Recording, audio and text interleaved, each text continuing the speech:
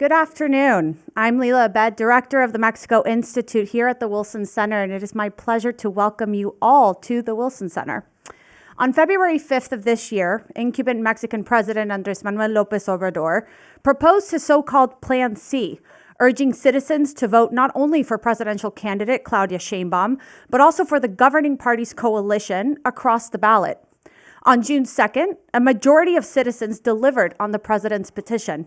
Morena, the governing party, in coalition with the Labor Party and the Green Party, not only secured the presidency, but won a supermajority in the lower house, and with newly added members to their coalition, has attained a commanding majority in the Senate. The governing party's coalition won 7 of the 9 governorships and now controlled 24 of Mexico's 32 states. Citizens elected Mexico's first female president, Claudia Sheinbaum, with over 60% of the popular vote.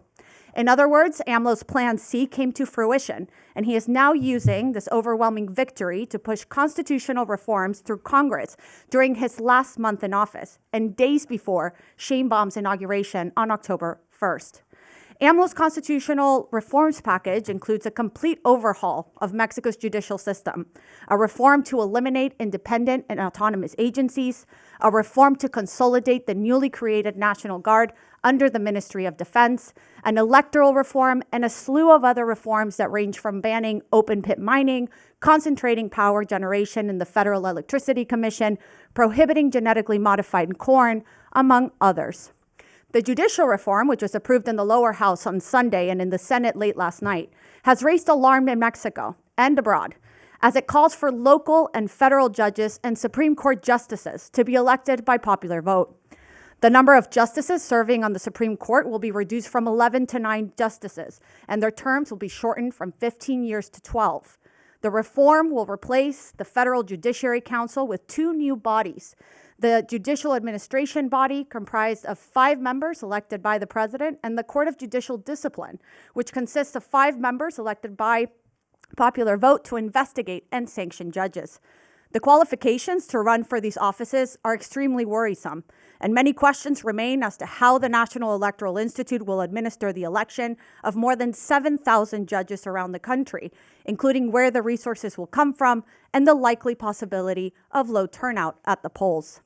Under the new procedures of the judicial reform, candidates for judicial postings will have to submit applications and be nominated to run in an election by evaluation committees within the executive, legislative, and judicial branches, all of which are controlled by the governing party. While AMLO urges that the judicial reform will bring more direct democracy to Mexico, in practice, it concentrates power in the executive and reduces the checks and balances that are so necessary to sustain a democracy. Mexico's judicial system is plagued with corruption, high impunity rates, inadequate resources and trainings, and is in need of reform, though the question remains if the reform approved in Congress is the right one for Mexico's democracy. The judicial reform poses a serious risk, as I said, for Mexico's democracy, and will directly impact U.S. and private sector interests. Several other reforms that I previously mentioned would directly violate the United States, Mexico, and Canada Agreement, known as the USMCA, making the 2026 review process of the USMCA that more difficult. With these reforms, Mexico could lose its economic position as the U.S.'s top trading partner and as a strategic partner in North America, risking its ability to reap the benefits of nearshoring. The Mexico Institute has launched a collection page on Mexico's constitutional reforms, which includes in-depth expert analysis and outlines what each constitutional reform entails and how several of these could violate the USMCA and hurt Mexico's relationship with the United States. We invite you to visit this collection page on the Mexico Institute's webpage. Today's event will focus on discussing and analyzing Mexico's constitutional reforms and their implications to the U.S. Mexico bilateral relationship. We have an incredible lineup of experts that will share their insights on the judicial reform, the electoral reform, the reform to eliminate independent agencies, as well as many others. We are deeply grateful to all of our experts and speakers for joining us today. Before we begin, I want to go over a couple of housekeeping items. There are printed agendas on the table outside of the auditorium, and our virtual guests can find an electronic version of the agenda on the Mexico Institute's website, which includes the bios of all the speakers. We also have simultaneous translation available for both our in-person and virtual guests. For those of you that are here, you can find the translation equipment outside of the auditorium. And for our virtual viewers, you can, in the bottom right-hand corner of your screen, you should see an image of a globe. If you click on the globe, you can choose the language of your preference. Towards the end of each panel, we will take questions from the audience. In-person attendees can raise their hands and a microphone will be brought to you. For those online, if you would like to submit a question to our panelists, please send them to our X account at Mexico Institute or to our email, mexico@wilsoncenter.org. We will also take a break from 3:20 to 3:35, so please feel free to serve yourselves some coffee and pastries right outside the auditorium. We just kindly ask you to refrain from bringing in beverages and food into this auditorium. I finally want to take this moment to really thank the Mexico Institute team, in particular Maria Calderon, who's a program associate, for making this event such a success. We couldn't have done it, and I couldn't have done it without the help of Maria and the MI team. And with that, I have the great pleasure of turning it over to Jesus Silva Herzog, who really needs no introduction, who will be moderating the first panel on the judicial reform. We do have 2 online virtual guests, so we will get started with this and we will continue. Thank you everyone for being here and thank you all for joining us today.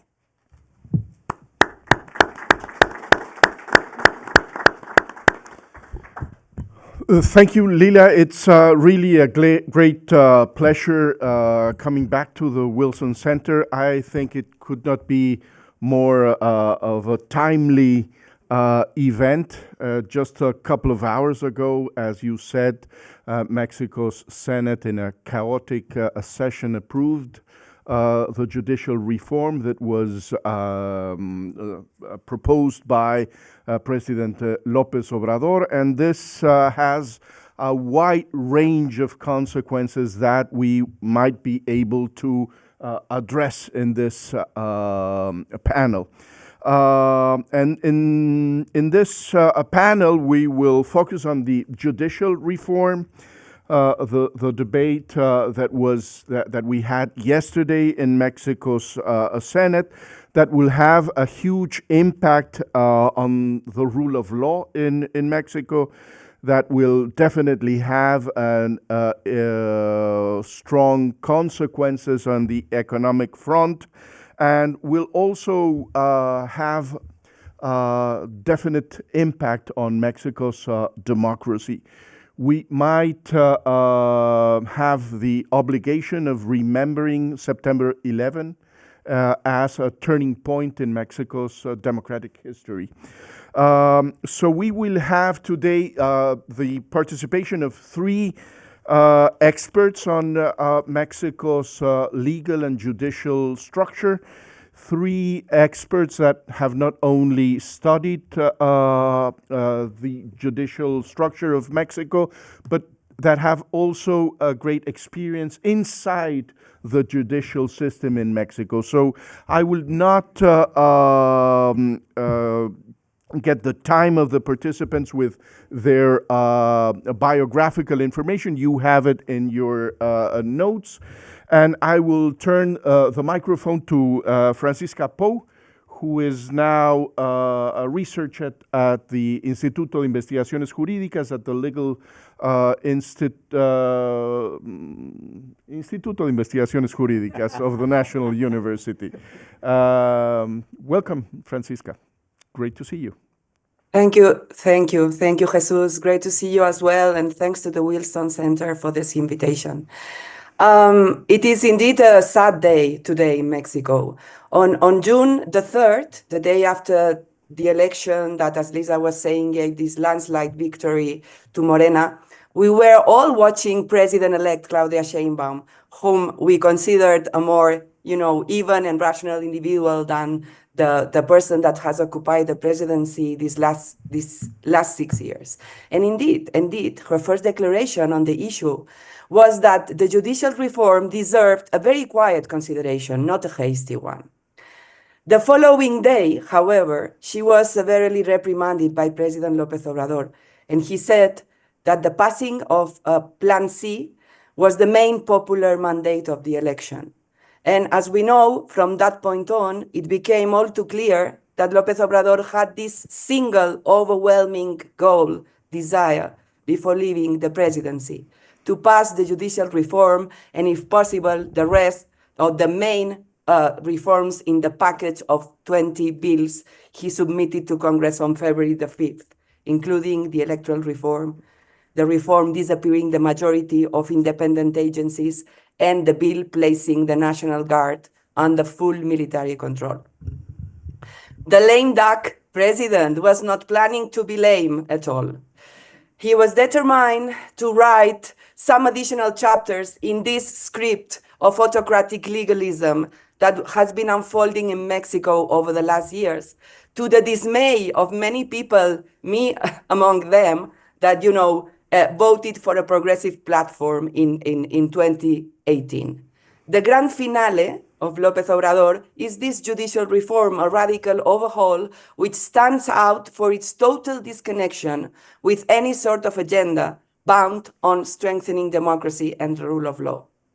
The judicial reform will destroy the independence and the capacity of the Mexican judiciary and will erase the significant advancements, not enough, but significant, done over the last 30 years.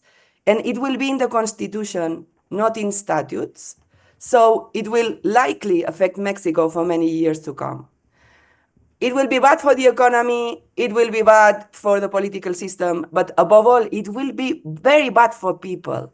So let me underline very briefly 4 main points of what the reform does. First, the reform does not address any of the elements that cause problems in the Mexican system of administration of justice, not a single one of them. These problems exist despite the advancements. Of course, these problems exist. And from the university, recording in progress, and from civil society and from the university, we have spent decades pointing out what was the agenda that we had to urgently push forward in Mexico. Insufficient access to justice for people, complexity of the proceedings, starting with amparo, prosecutorial offices that are machines of rights violations, unprepared and immensely ineffective police bodies that breed corruption, state judiciaries that are still not independent enough. And it was painful to see that politically this reform was presented to the people as the magic solution to all these problems, when the fact is that nothing in the content of the reform addresses any of them, and it creates new ones that will be fatal for democracy.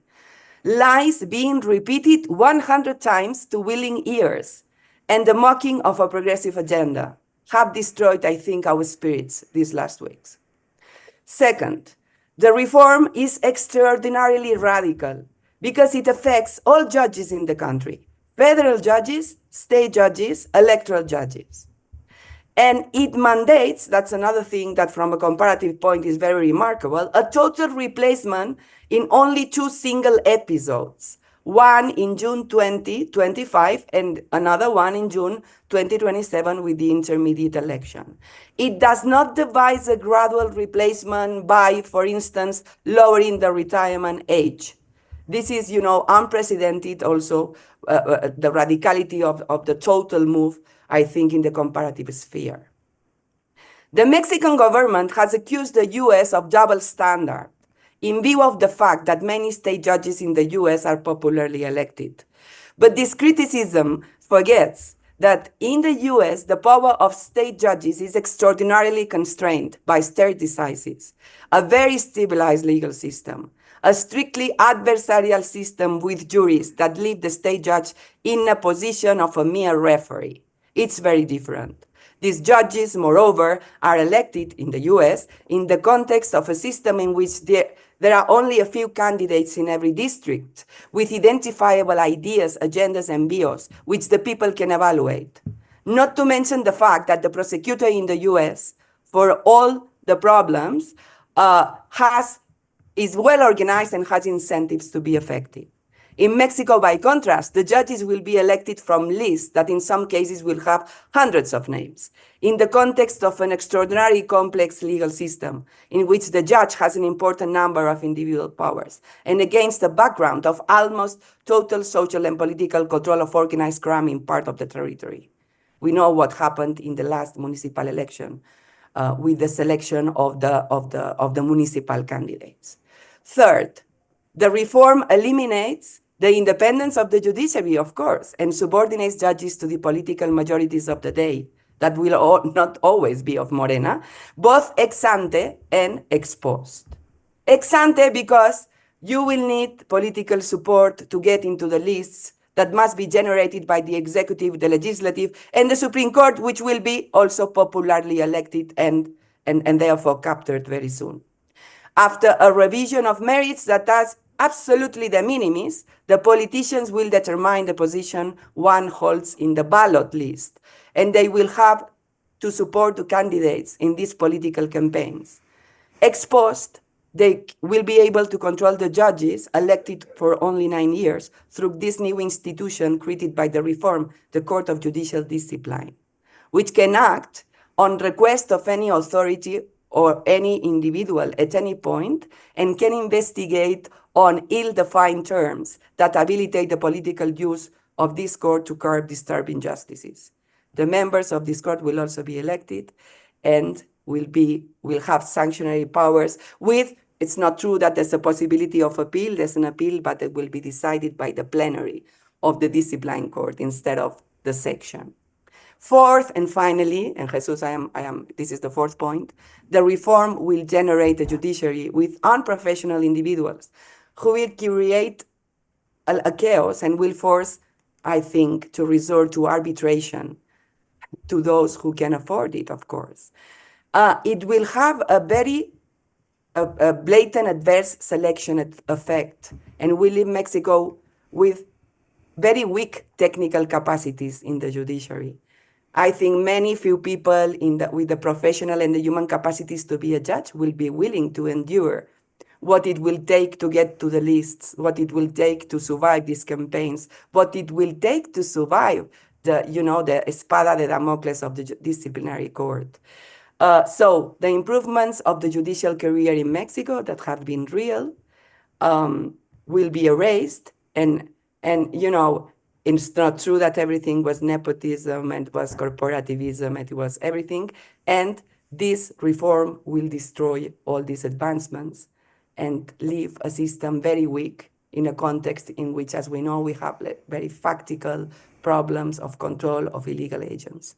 So this is my initial remarks. Thank you so much. Thank you, Gisca, for this brilliant and compact overview of the consequences, the possible consequences of this judicial reform. I will now leave the microphone to María Amparo Hernández. She's a judge at the Federal Circuit. María Amparo, nice to hear from you. Thank you. Good morning to everybody. Thank you for the invitation to the Wilson Center for being here, and very honored to be sharing this space with you. Well, yes, as Francisco was saying, today is a very sad day. It was a very difficult night for us. It is very difficult for me to be here right now, knowing that after what happened last night, my days and the days of many of all of the Mexican judges are counted.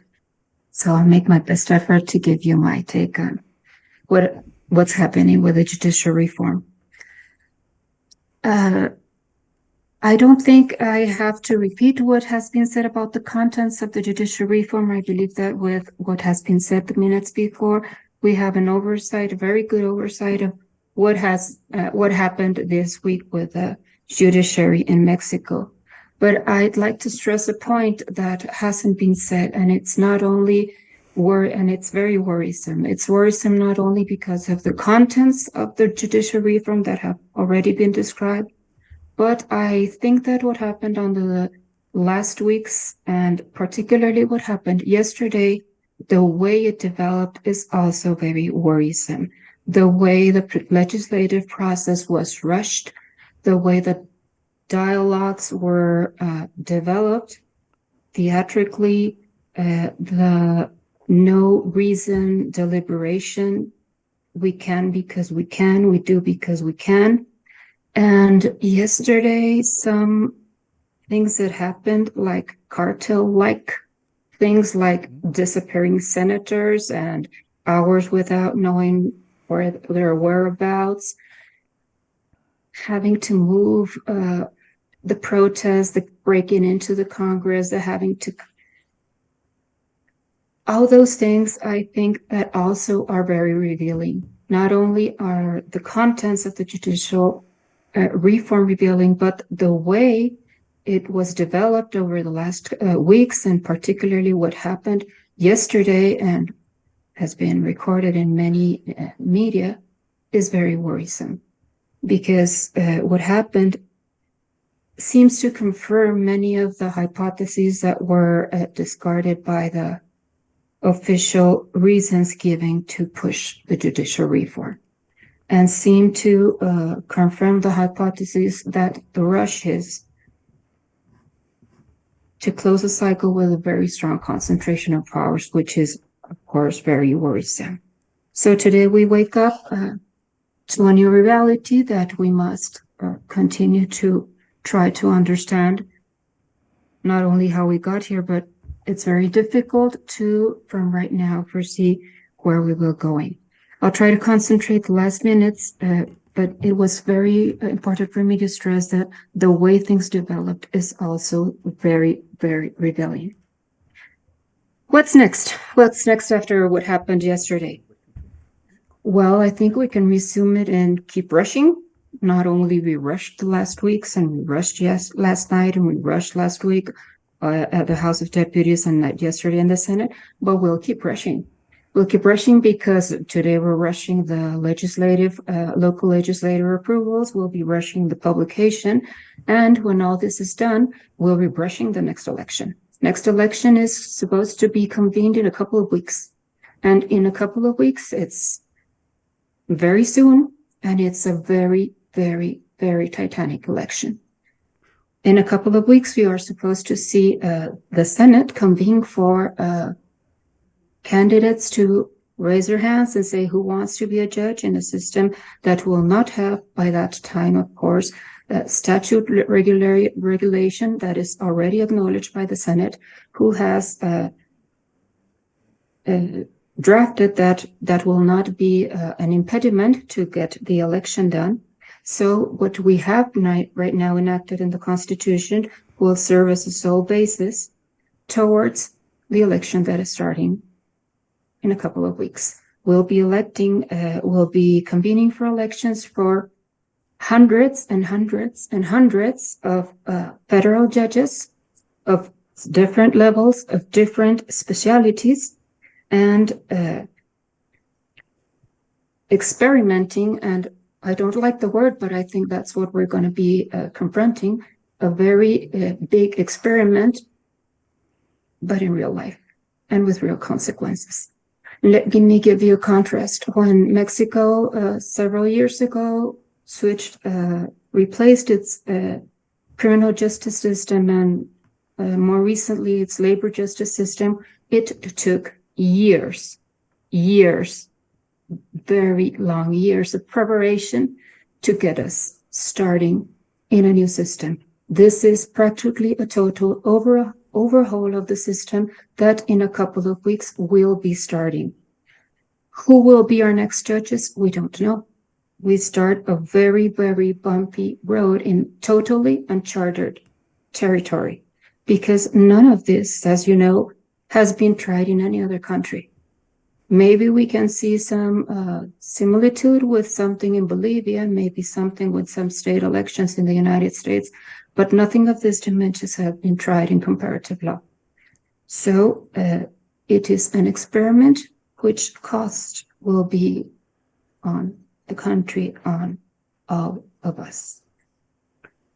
We will be starting in a few weeks this election. Who will be the candidates? We don't know. What we do know is that the standards have been lowered for me, to a very worrisome manner, considering also the very poor control that in Mexico we have in our legal system. Education, it is very easy in Mexico to have a law degree. You can have a law degree in a couple of years with institutes that nobody knows, or they just popped up from one day to the other. And we've seen that from a long time ago, and we've seen that recently with persons that hold high office posts today.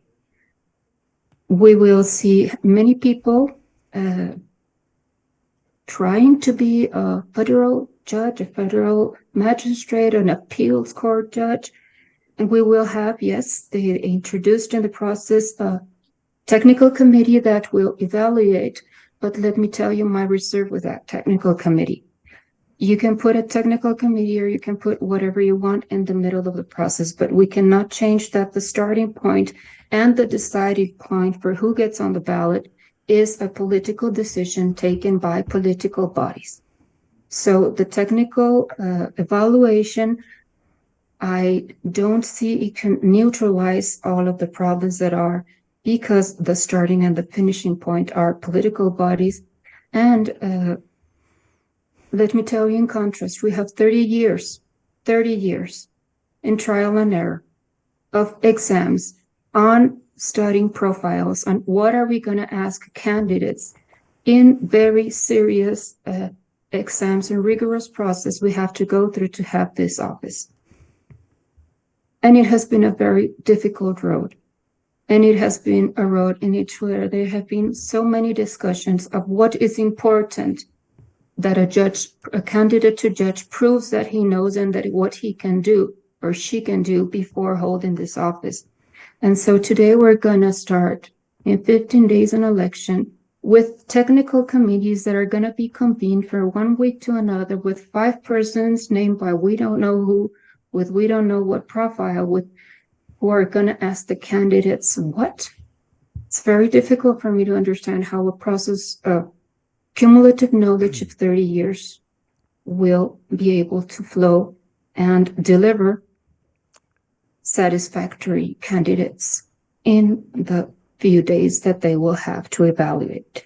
I think that will be very, very difficult, and albeit that comes okay, then there will be the referendum, the lottery, or however you call it. Because if there is more demand than the post that there's an office or they can make the election manageable, all these candidates that pass the checklist will be in a lottery. So that makes it also very complicated. It's very difficult for me to foresee who will be in the ballot. Yes, judges like me that are now in office have been given we may call it an automatic pass to the ballot if we so decide to. But I find it very difficult to think that there will be many of my colleagues who want to be on that ballot. We have to take a personal decision if we want to compete, and we have to go to an election in which we know that we compete against a very long, maybe even more than 6-year long narrative, public narrative, that we are the villains of all the movies of what is happening and all the flaws that have in the Mexican system. I don't know how that will flow. That will be a decision each of us will have to take personally, but I think it will be very difficult for many of us to take the decision to be there, and it is not the automatic pass is only to the ballot. The possibilities of winning with all these adversities, I think, are very low. And let me also say this, I find this, well, very sad, because it's a lot of accumulated knowledge, a lot of accumulated experience with all the flaws and all the things we would have to get better at, that will be simply dumped and start again. The election in its own words will be a very complicated election. The election is to be organized once the Senate or all the powers that decide who goes to the ballot finish their job. Then we go to the INE, we'll be organizing the elections. INE, as surely all of you know, is a very professional body that is very professional at organizing elections, but INE has never organized one election of these characteristics, and it will be very difficult for reasons such small or objective as electoral geography. The electoral geography that INE is used to work is district. This is a circuit geography. That is not this. We're going to get to things like so asymmetric, like if I compete in the Mexico City, I will have to convince an electorate of millions and millions and millions, while there are others at hundreds or thousands of persons. The election, I believe, will be very complicated. It has not been fully regulated, and constitutionally, there will be no time to regulate it before it starts. Maybe some legislation can be done in the middle of the way, and we will go with candidates to campaigns that are not really campaigns. And why are they not campaigns? Because we cannot use public money, we cannot use private money, we cannot contract media, no public servant or political party can speak in favor or against anybody. We can debate, and debate with who? When I go to an election, if I were to be on a ballot, against who? Because I don't have any identified competitor, because I will be on a ballot with a list with a bunch of names in which I don't really know who I'm against it. And reasonably, what can I offer an electorate? I'll get everyone to jail. I'll never get anyone out of jail. I'll protect your rights. It's baffling. Maria Amparo, And finally, we'll get to electoral ballots. Nobody understands. I'll leave it to there. Yes, Just we're going to wanted have to draw that afterwards complicated election. space for discussion for the panelists. But I will now turn to Jose Ramon Cosi. Thank you. Thank you very much, Jesus, and thank you to Chisca and Maria Amparo for these very sad but very deep comments. Mexico need a judicial reform. Of course, we need a judicial reform. Many of the people who are here in this auditorium know what exactly we need to do. Lynn, for example, Lorenzo, many of us work for many, many years about the diagnostic from what we need.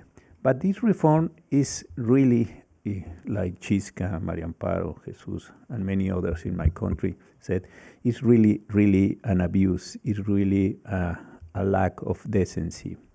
This is my first statement. The reform have a lot of functional problems. It's impossible to do a good procedure to select the best people who know law, people who have a compromise with the law. The functional problems are really huge and are really crazy. Maybe in the next moment we can talk about these problems. But we have another, I think, main concerns.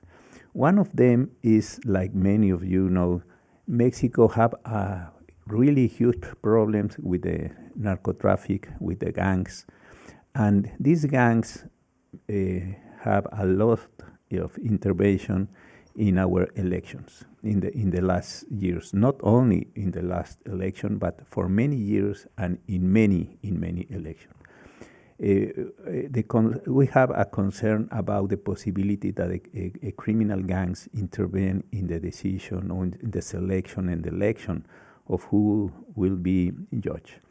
What happens if another countries to try to make a strong geopolitical decision in Mexico finance the election? What happens, for example, if Russia or China or Korea, North Korea, whatever, these kind of countries make financial investment in the Mexican election? This is another huge concern for me. And the third one, and maybe the most important, is if the judges will be elected, they erase the mediation between the law and the decision. When I was in the Mexican Supreme Court, I decided a lot of cases like Maria Amparo, like Chisca, and many other people here or in the Zoom. We take decision not by our own preferences. We take decision because the legislators put that decision in the law. In many cases, I disagree with the decision of the representatives or the Senate of my country. For example, in many cases, but only when they act in a very unconstitutional way, I need to accept the decision of the legislators. Maybe crazy, maybe not so good, but is a commitment that I have because they are the representatives of the people. But what happened when the judges and the representatives or of the Senate have the same legitimacy? This is for me the most important question. When the judge said, well, I have exactly the same legitimacy that you have the legitimacy. This is a very, very important concern. Not is a philosophical concern, and theoretical point is for me the most important question. I think that the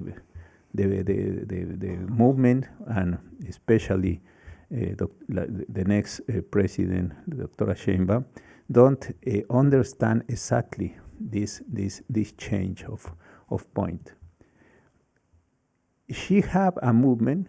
She win the elections by herself, not by the mediation of López Obrador.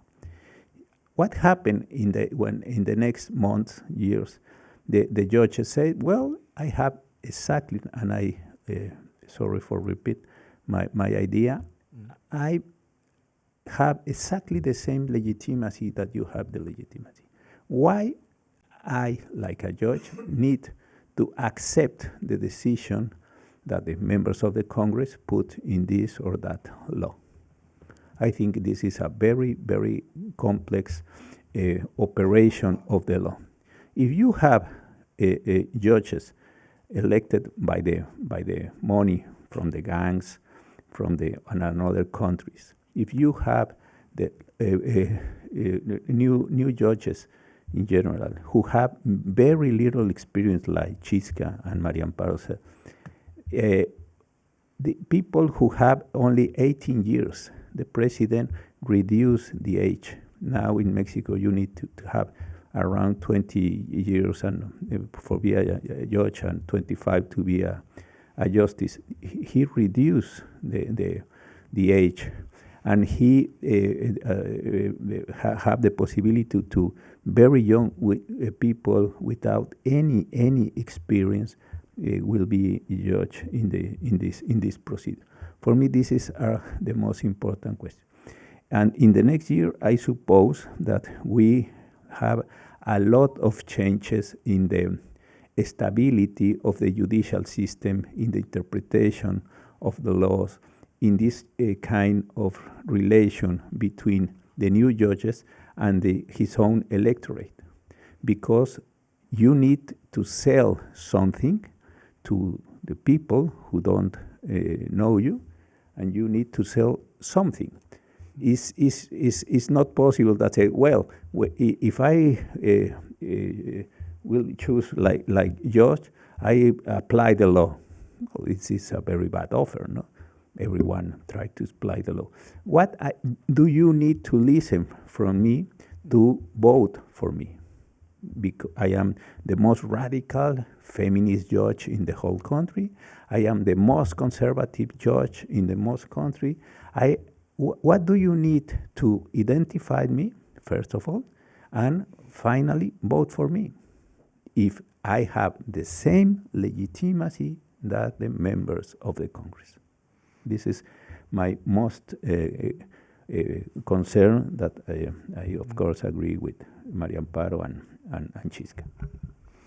Thank you very much, Jose Ramon. I think that there are several things that we can discuss in the following minutes. I think one of the most dramatic things that we've been hearing in the last minutes is the depth of the experiment, the size of the experiment, how this judicial reform does not have any precedent in Mexican history or in the world history, that we are going to radically change the judicial system without a real diagnosis, without identifying what are the real problems of the judicial system.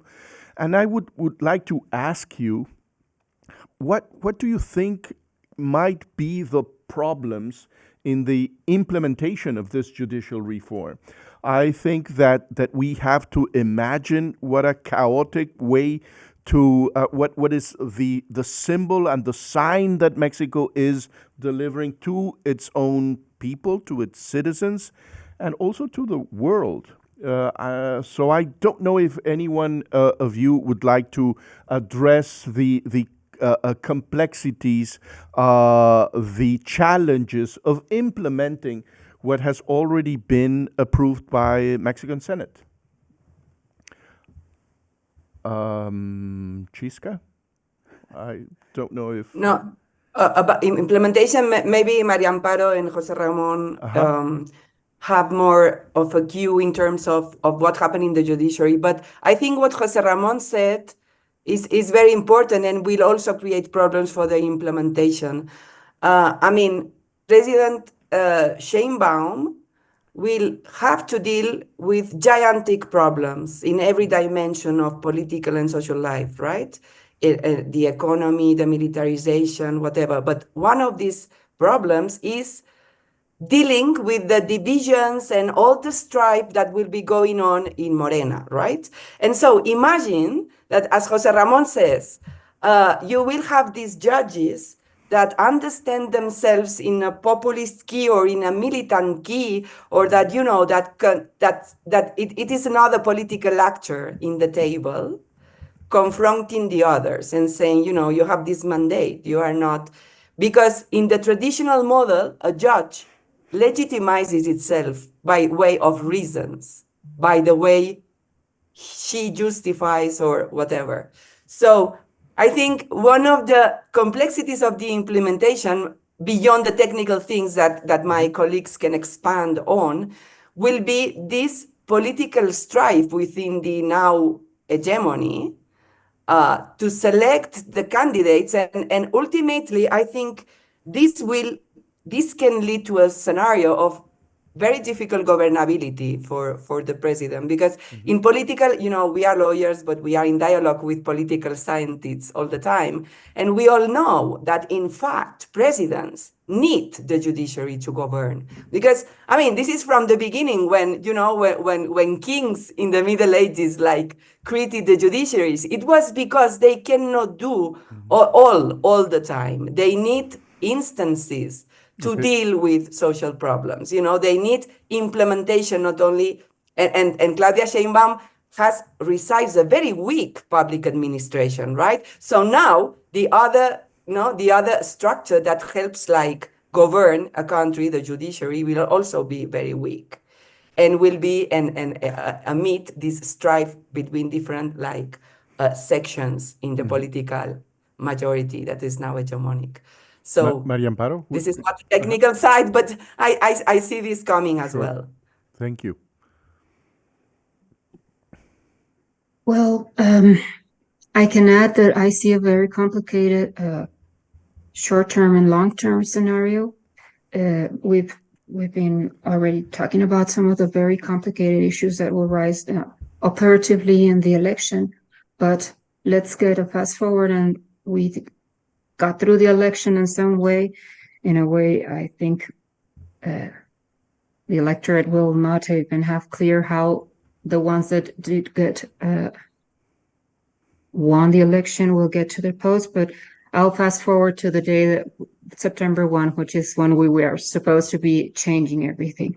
I think we don't have to be a sorcerer to see that it is a very uncertain and I don't like to use this word, but I think it is pertinent in this moment, chaotic scenario, because in 1 year from now, we'll be totally replacing the top governing bodies, Supreme Court, Consejo de la Judicatura, no more Consejo de la Judicatura. We'll have two other, the disciplinary court, which has its own problems. We'll have a new administrative body. We'll have new circuit court, circuit judges, district judges, and we'll be from 1 year to now wiping out and beginning with new people that will have their own learning curve in the job, in the top governing bodies, in the top bodies of the judiciary, and also all the way down. Maybe during some years, 2 years only, until the next election in 2027, things can get a little neutralized by the other half that will still be there, but I think it is very difficult to start something so experimental in that dimension. And at the same time, restarting with the top bodies and the low bodies. I think that it will have so many uncertainties, along with all the operative problems we will have during the process, that we will start from now till September 2025. But from 2025 on, things will be very uncertain, complicated. And let me say these things. Let me say something. For a justice system to work, you need many things, many pieces working together and working each one. It's like a clock with its machinery. You need good laws, you need good infrastructure, you need good human talent, you need lots of things. But one thing that even if all the rest are okay, if you don't have good judges, it's not going to work. It's not going to work. Mm-hmm. And we had many things that we had to get better at in our judiciary system. And the one thing that was not that worse, of course it had flaws, it could have gotten better, we wiped it out. And we're starting from zero again in one of the most important elements of the judicial machinery. So that makes me think uncertainty will be here for a long time. Thank you. José Ramón. Yes. Well, there are different kinds of problems on different levels. For example, the reduction to the numbers of the justices to 11 to 9 is incredible, a bad idea.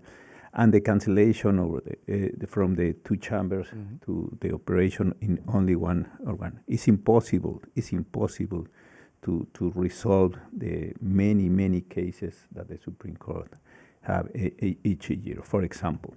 The second one is much more complex, and you know very well these problems. Mexico started a huge criminal reform that finished in the last years, but we start to commercial changes in the procedural system, labor system, civil systems, and familiar systems. You in this very moment you have the translation to the whole procedures to a new ways of resolution. This is about the 18 or 90% of all the cases in the Mexican system. You have the criminal, the commercial, etc. And in this very moment, you try to change the organization of the judicial branch. It's impossible because you need in this moment to transform the procedures. They are very, very sophisticated. For me, when I was in the Supreme Court, my main concern, and Chisca and Maria Amparo was there in those years, was the made a compatibility between the criminal procedures and the juicio de amparo. It's very, very, very complex. For me, this probably is the most challenge moment in the Supreme Court. Now you need to make this kind of arrangement in a moment when you change the whole judicial branch. Is impossible. Okay. You need a very sophisticated knowledge to try to make this kind of arrangement. For example, it's only one aspect that we don't. This is not very common to say this question. Mm-hmm. The other, for example, is of course the intervention of the gangs, the other things. But this one is a technical problem, and you know the law or you don't know the law, and you create a crisis, and of course you make a lot of harm in the common population. Thank you. And I even would say from a citizen's perspective that it's difficult to argue how this reform would empower citizens, because we are going to vote blindfolded. We don't know who the candidates are. We don't have any clue what is the record. And we will basically have three parties that nominate candidates that are the president's party, the Congress party, that are the same party, and then we will have a judicial party that will become more and more of the same party of the president and Congress. We have already, we've been receiving already questions from the audience, and I will start by asking one interesting question to the panel. Will it be a selection process or an exclusion process? One process that has the intention to get rid of anyone that's not okay for the new regime, to hold absolute control over the process to build the new judiciary. Is this some type of a purge of the judiciary, or it's a selection of new judges? And then I will also ask an interesting thing that Jose Ramon talked about a minute ago. Will the election of judges by popular vote open the door for further influence on behalf of organized crime in Mexico's judicial system? I don't know if anyone will like to start with each of these questions. The same. So, is it a hiring process or a purge of uncomfortable judges? It will be the two, right? Because, I mean, when the process starts, the self-selection, as Maria Amparo said, many people will not want to participate. And maybe some candidates that plan to be independent will say, yes, no, let's do it. Let's try. So they will maybe get into the list, and some of them will get elected, but then they will be able to be purged by the disciplinary court, right? So it is a very interesting question, because ex ante and ex post, many different things can happen. But I don't think, I mean, I am taking a break from optimism. I always try to see whether the system can, in some ways, end it up like working well. No, what I see, because we are not only seeing the judicial reform, this is part of a broader pattern, right? So I think this will be a selection. Some of them will be, like, I want you in the list, whatever. And in the other people that self-postulating, if they are troubling, they will be, it will be possible to purge them through the disciplinary court, that I think it's one of the most worrying dimensions of the design. Maria Amparo, I think it's a dramatic and a terrible ethical dilemma to participate in the new process or not. What do you think about these professional ethical dilemmas? Well, as you said, it is a difficult and personal decision that all of us will have to take. Of course, we are a very numerous group, and there are many mindsets, different mindsets in the group. but my take on it is that there will be a large number, particularly in the federal system, that, as you see, as everybody saw in the last weeks, are very convinced that this is not a system that will work and that has more inconveniences than any advantage, if any, it has. I think that at the federal level, there will be a low participation. Of course, we all have families to feed, and maybe that will be on the radar, but it will be, for some, an easy decision because it's a no-no from now. And for some, it may be a more difficult decision because you also know what you're going into. And as Chisca said, the first thing, maybe we don't have to fight for being in the ballot because we have been given an automatic pass, but we know what we will be confronting, and we know that if we have been uncomfortable or if we have been mentioned for a decision that was not liked during this term, it's almost a new possibility of getting there. And my take on it is that on the local level, the dynamic will be different. Local judges have different dynamics, different ways of getting to the job and different ways of working. Maybe at the local level, it's a different dynamic and it won't be such a difficult or such an easy decision. But I have heard a lot of no-nos, and I can understand them. And for me too, it's a difficult decision because most of us do this because it's our vocation. We've prepared ourselves 10, 20 years to being here. We strive to do it every day better. We study, and it's very difficult to find what's next for us. But, well, that's just my story, and every judge will have his or her story. And politics as a vocation is a very different thing as judging as a vocation. Yes. No, and again, think in this situation. You arrive early at the casilla, ¿cómo dirías? Ballot box? Ballot box, at the ballot box. Ballot Okay. station.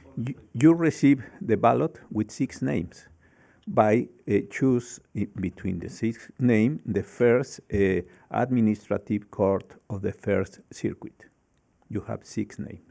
Well, you choose, for example, Jesus is very good candidate, and you mark.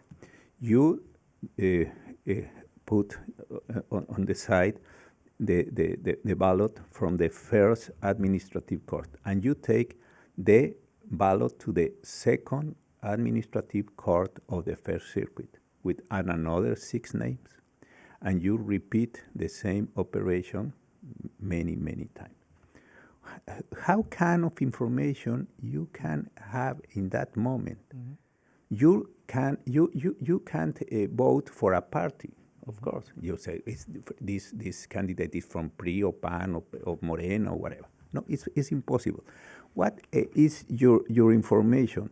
Oh, this guy was nominated by the president. Well, it's possible that the president have the whole nomination because the Congress have a very bad reputation, and yesterday is worse. With the acts of yesterday was worse, and the Supreme Court is under attack for many years. Who will vote for a candidate who came from the Supreme Court? It's impossible. The president will win the whole nomination because it's an economy of information. You don't know. This is a very huge concern. And of course, what happened if Claudia Sheinbaum don't have the power to make for his own and the member of his own team, the Secretary of Gobernación or whatever, the selection of the names. What happened is an hypothesis. If López Obrador or anyone in the government make the selection of the people who have 18 years, who have average of the studies don't have experience. That is my concern. We have time for a couple of questions from the room. I would ask you to be very brief so that we can have the more questions possible.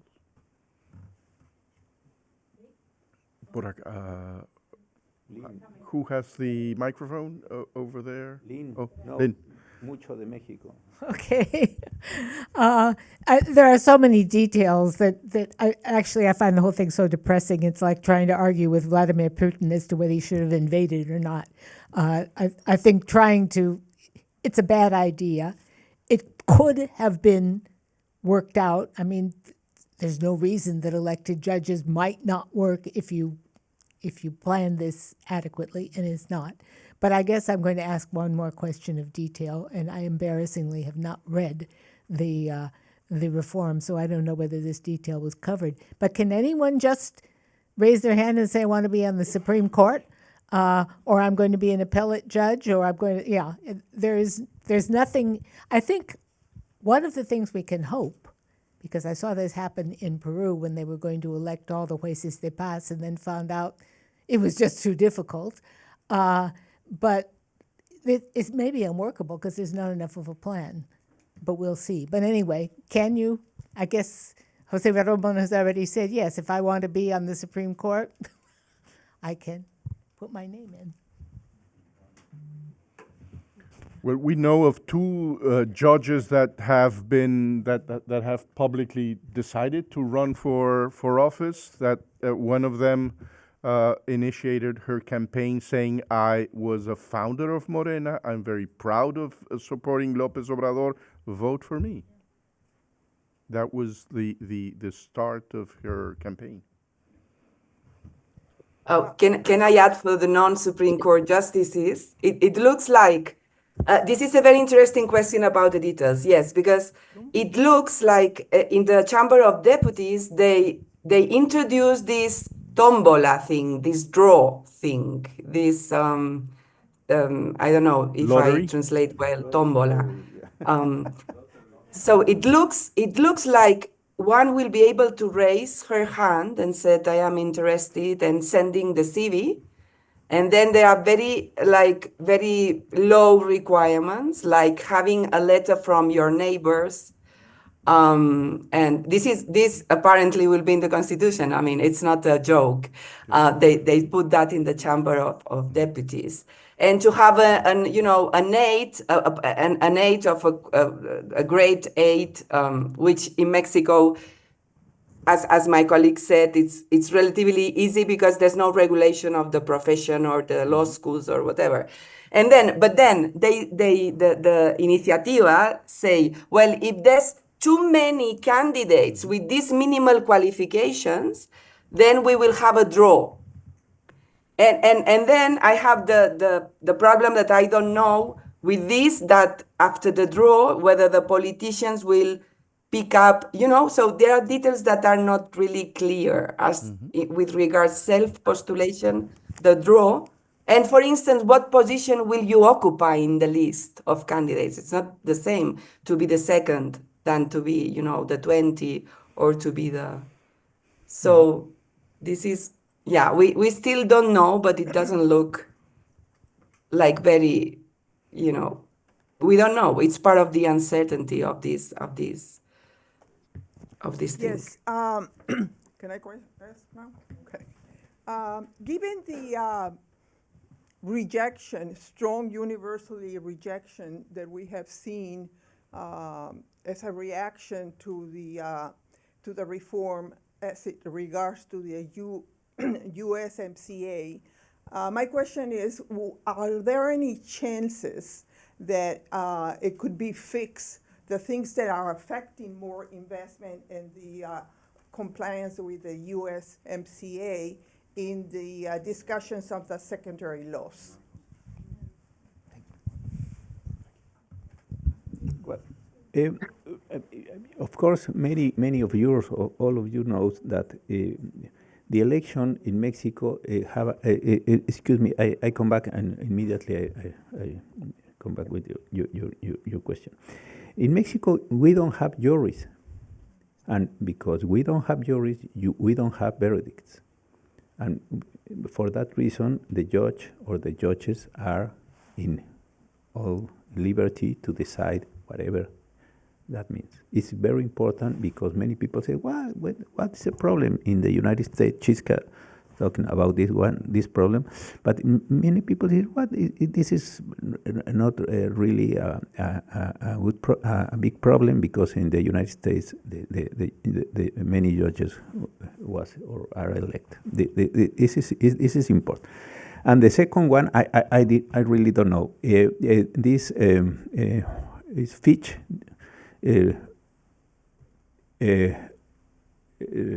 Subscribe a report in July, in the last days of July, I don't remember exactly the date, and said that one of the main concerns about Mexico is Petróleos Mexicanos, and the other one is the judicial reform.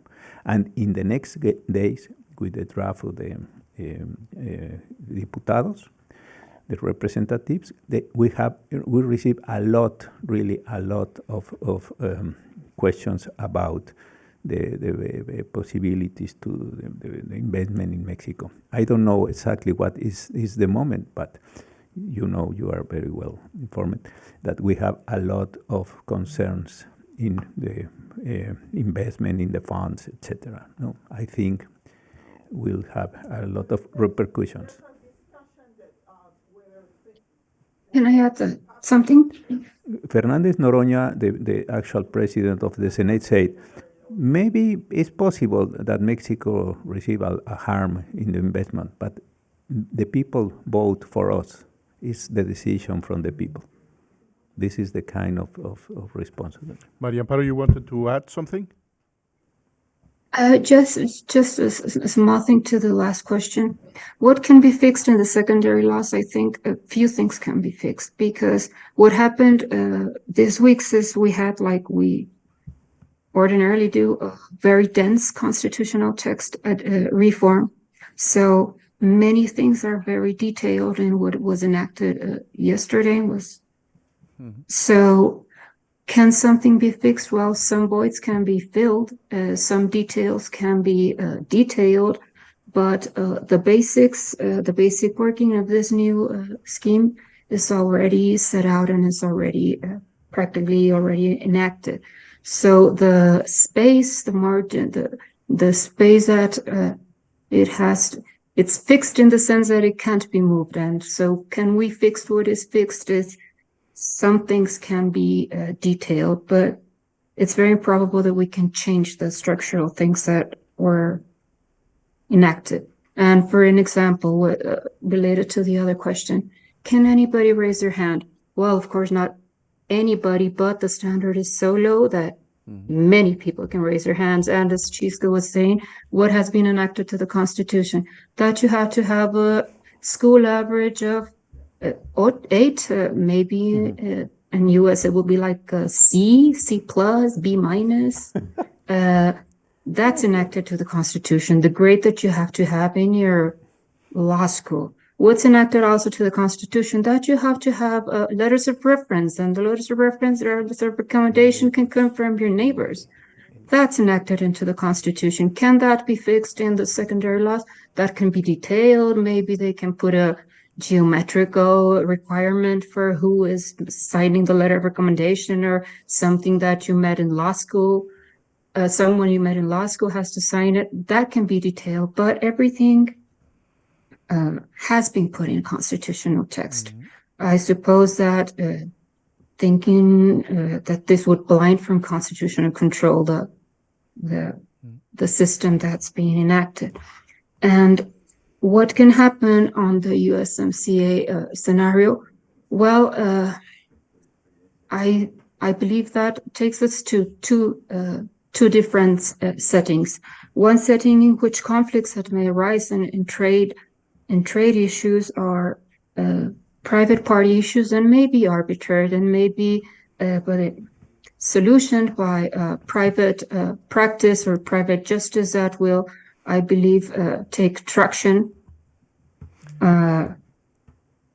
as a good way to solve conflicts when you don't have a functional judiciary system.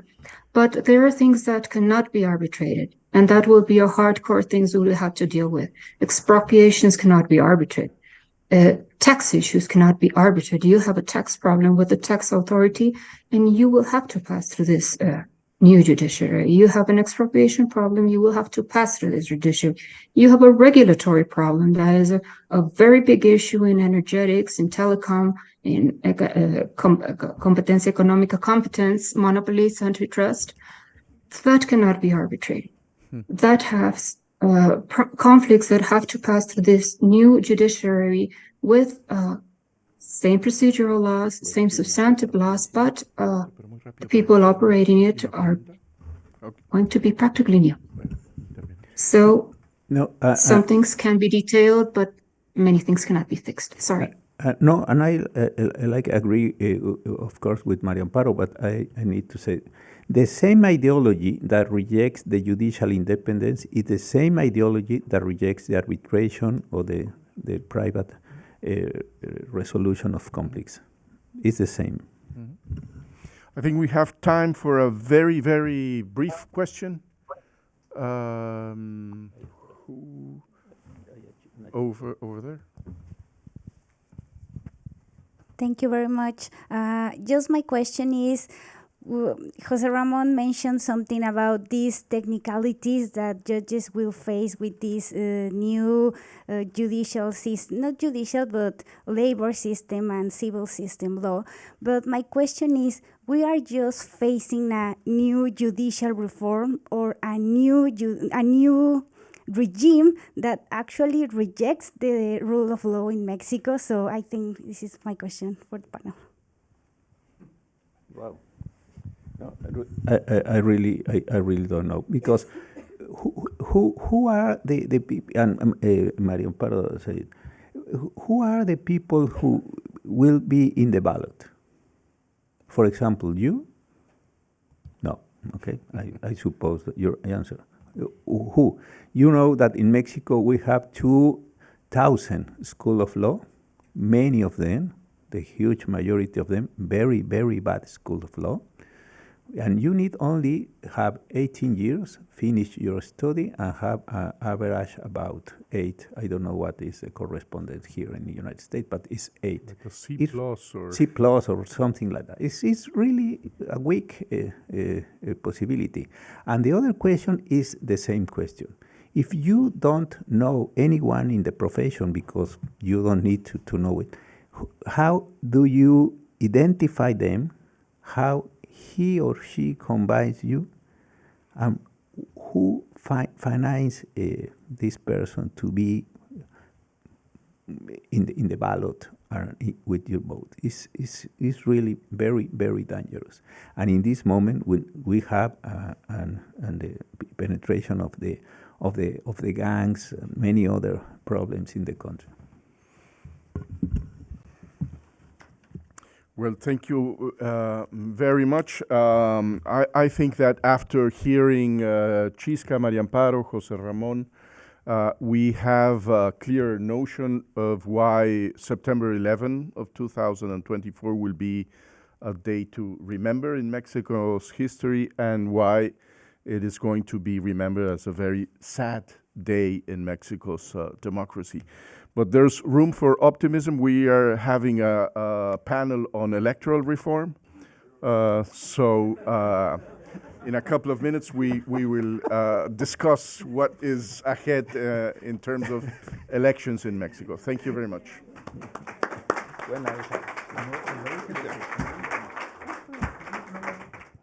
Okay, hello. Good afternoon. I'm Blanca Heredia. I'm moderating this panel. In case you were breathing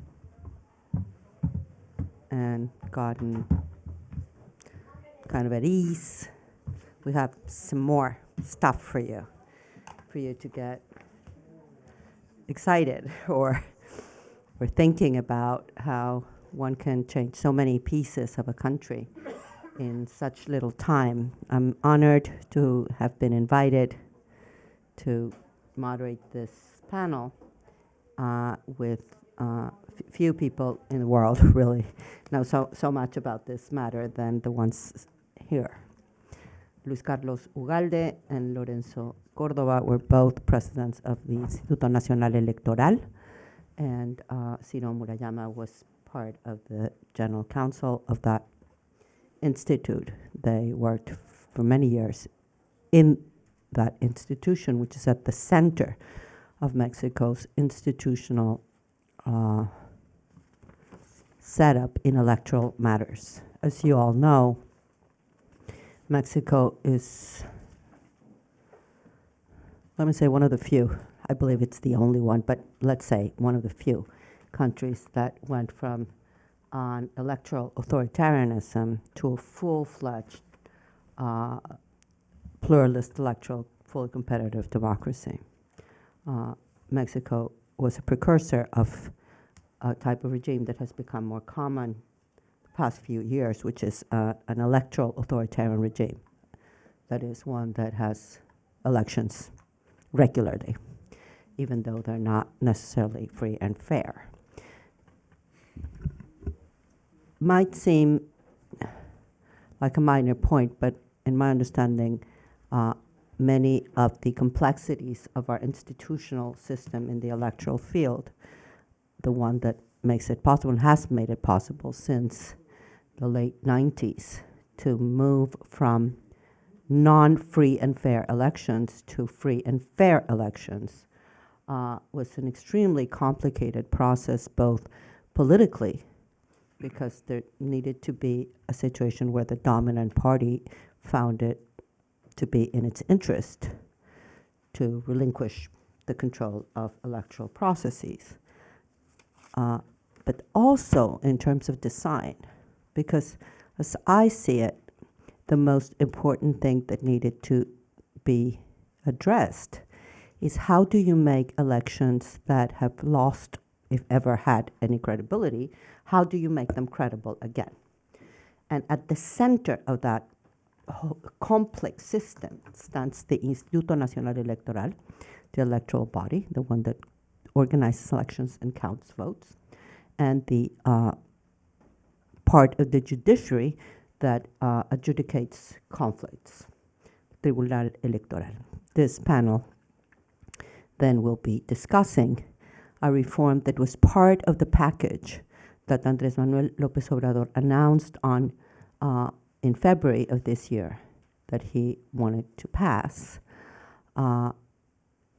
It would be a constitutional reform that essentially, well, changes many crucial aspects of this institutional setup.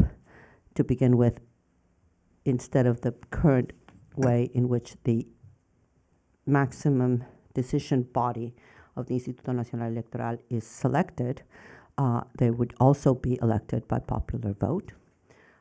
Then I'll just mention the most important ones. Today in the Chamber of Deputies, we have 500 deputies. That initiative is proposing that we move to only 300, eliminating the proportional representation, 201 seats. And the Senate, the same. It would reduce it to 1/3 of its current number, and many other aspects. But already, with the judicial reform, a crucial part of this whole institutional arrangement, the Tribunal Electoral, has been touched. So now, the last thing I want to say, just as context, is that this particular constitutional initiative, reform initiative, is the only important one, crucial one, that will not be, in principle, approved this month of September. President-elect Claudia Sheinbaum announced that this reform in particular needed additional work, and that she would present it once she becomes president in this it's unclear exactly when, but in any event, it's not part of the same package of which the judicial reform is part, or the incorporation of the Guardia Nacional to the military structure, and many others. This one was pushed a bit to the future. So without further ado, let me start this panel with the following question.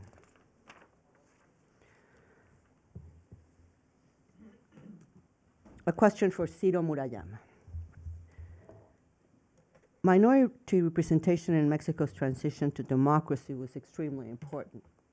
What are the risks of reducing, or in fact eliminating, minority representation, which is part of the wording of the proposed initiative as it originally was drafted by Andrés Manuel López Obrador and publicized in February? Thank you, Blanca, and thank you to the Wilson Center. Yes, how is a very important question, because we have to ask us how Mexico was able to leave behind the authoritarian regime that had almost all the 20th century to become a democracy. And one of the key of that change was the building space to the representation of the real plurality of the Mexican society in the Congress. You can see in the imagine that before the 70s, Mexico has a very strong authoritarian system with the repression to the students in the movements in 1978, then in early 70s. And Mexico has a huge problems in political landscape with workers' union movements, the students' guerrilla, but the formal political system was back to the real political problems. We had just one candidate to the president in 1976. So after that, in 1977, it started with the first reform to the democratic opening, and the key of that reform was to create the proportional representation in the Congress. They reformed the Constitution to include 100 deputies elected by proportional representation, and there were also the 300 deputies elected in electoral districts. It was the beginning of the democratization to avoid, as the Minister of the Interior, Reyes Heroles, said, to avoid the Mexico Bronco, to avoid the wild and violent Mexico. Well, it was necessary to open the electoral arena, the electoral square, to attract the different real political groups as left or from the right. And it was a reality in the late 70s. In the 80s, there was another reform to expand the pluralism in the Congress, with 200 deputies elected by representation way, and 300 in the districts. And the democratic process continued until the 90s. There was a very important reform with a big consensus to limit the overrepresentation in the Congress and to change the Constitution to establish that was necessary a consensus to change the Constitution, because no one political party will be able to have more than 60% of the deputies, and you need 67% of the deputies to change the constitution. So it was mandatory to build consensus to change the fundamental law of Mexico. After that reform, from 1997, the president lost for first time the control of the Congress and started the real division of powers in Mexico. For 20 years, we had no majority in the Congress, in the deputy chambers, and in the Senate. And in the last 6 years, we have a simple majority of Morena in both chambers. But what are López Obrador proposing? To cancel the proportional representation. It means to go back before the start to the democratic process, to eliminate the right of fair representation of the minorities in the Congress, so the government will be able to change the constitution as it will, as we saw last night, and is the end to the system that was built to reflect the real pluralism of Mexican society. Is closed the expression of the minorities, is to start to build another one and another regimen of hegemonic party. I think is a really bad idea. Thank you. Thank you very much, Ciro Murayama. A question for Lorenzo Córdoba.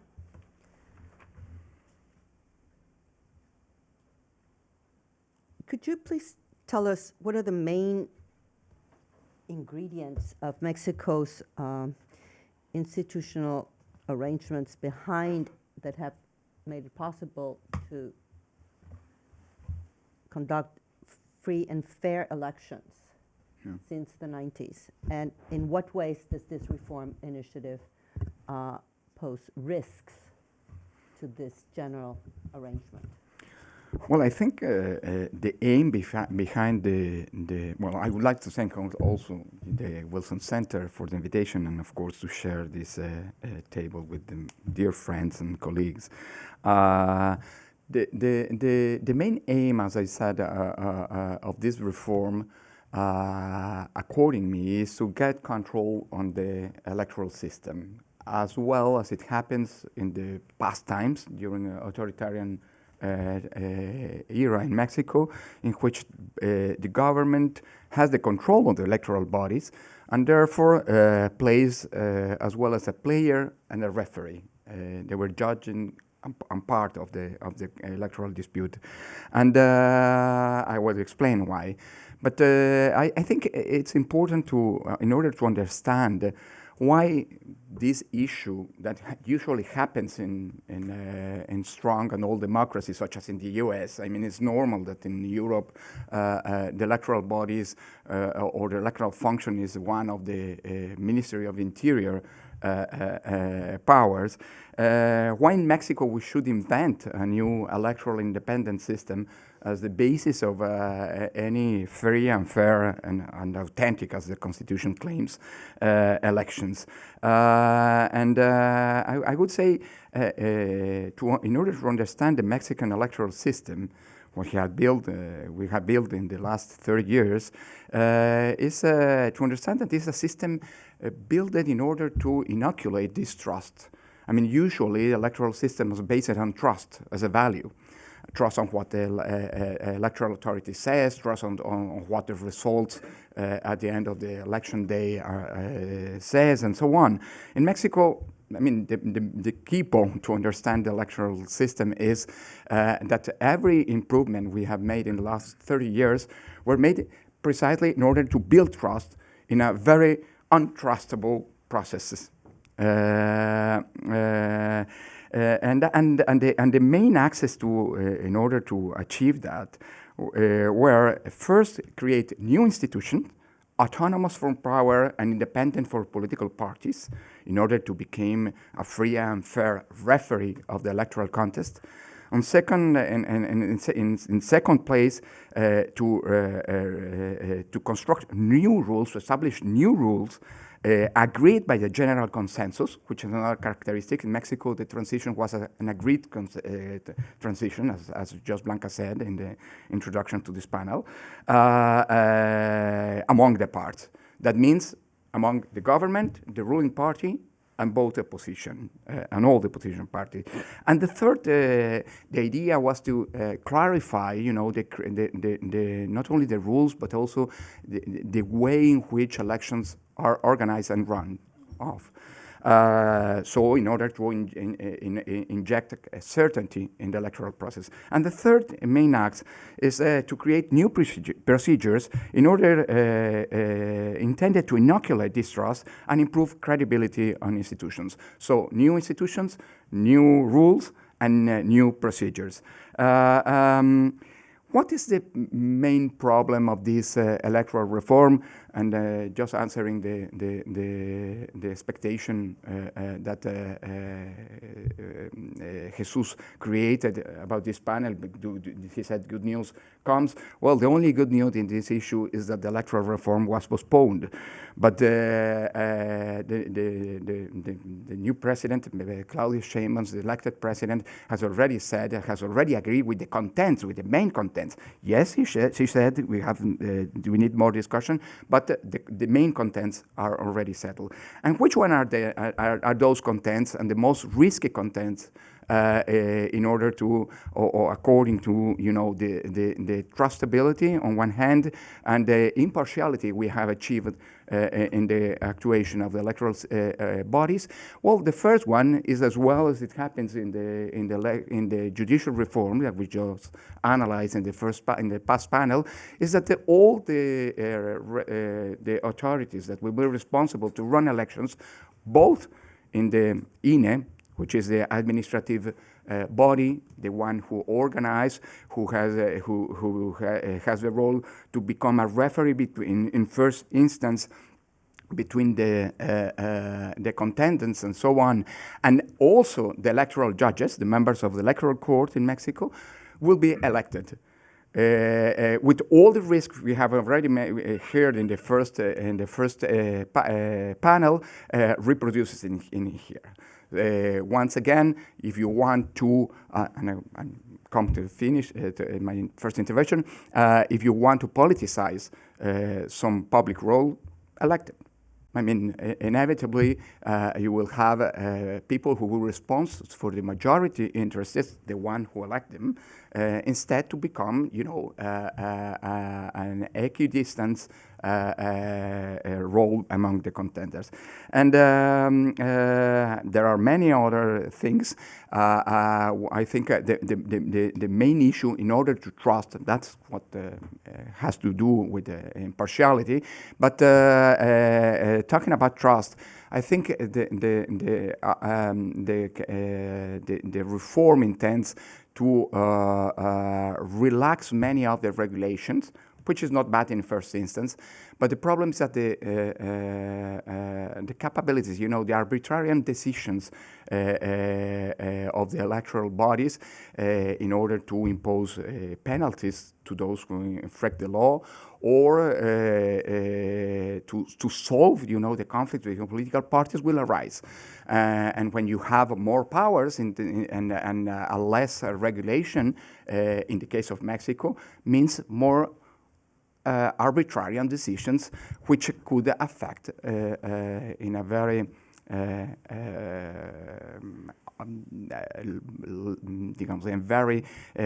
low loyalty democratic compromise, will affect the trustability in the whole electoral system.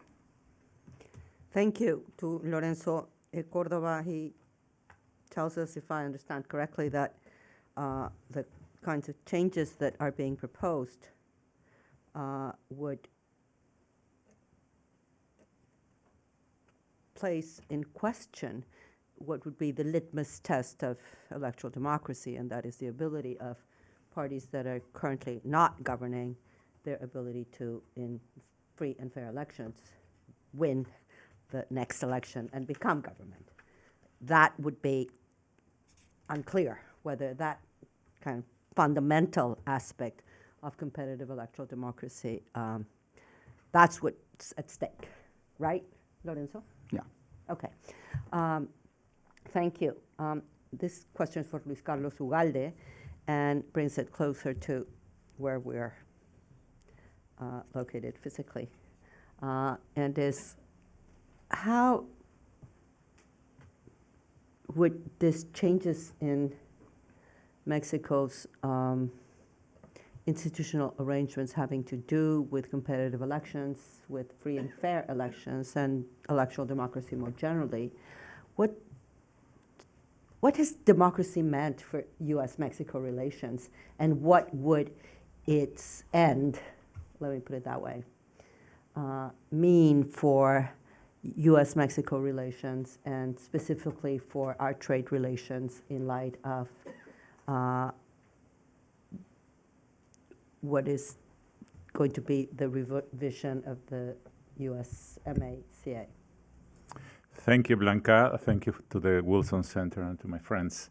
I think the relevant question for U.S. audiences and for the American public, or the American political public, is whether Mexico can continue to hold free and fair elections. That is the question. Aside from the electoral bill López Obrador introduced, this is the basic question. And how this may affect the U.S.-Mexico relation and the review of the USMCA in 2026. When NAFTA was negotiated in the 1990s, you may remember that many lawmakers in Washington questioned the undemocratic nature of the Mexican political system.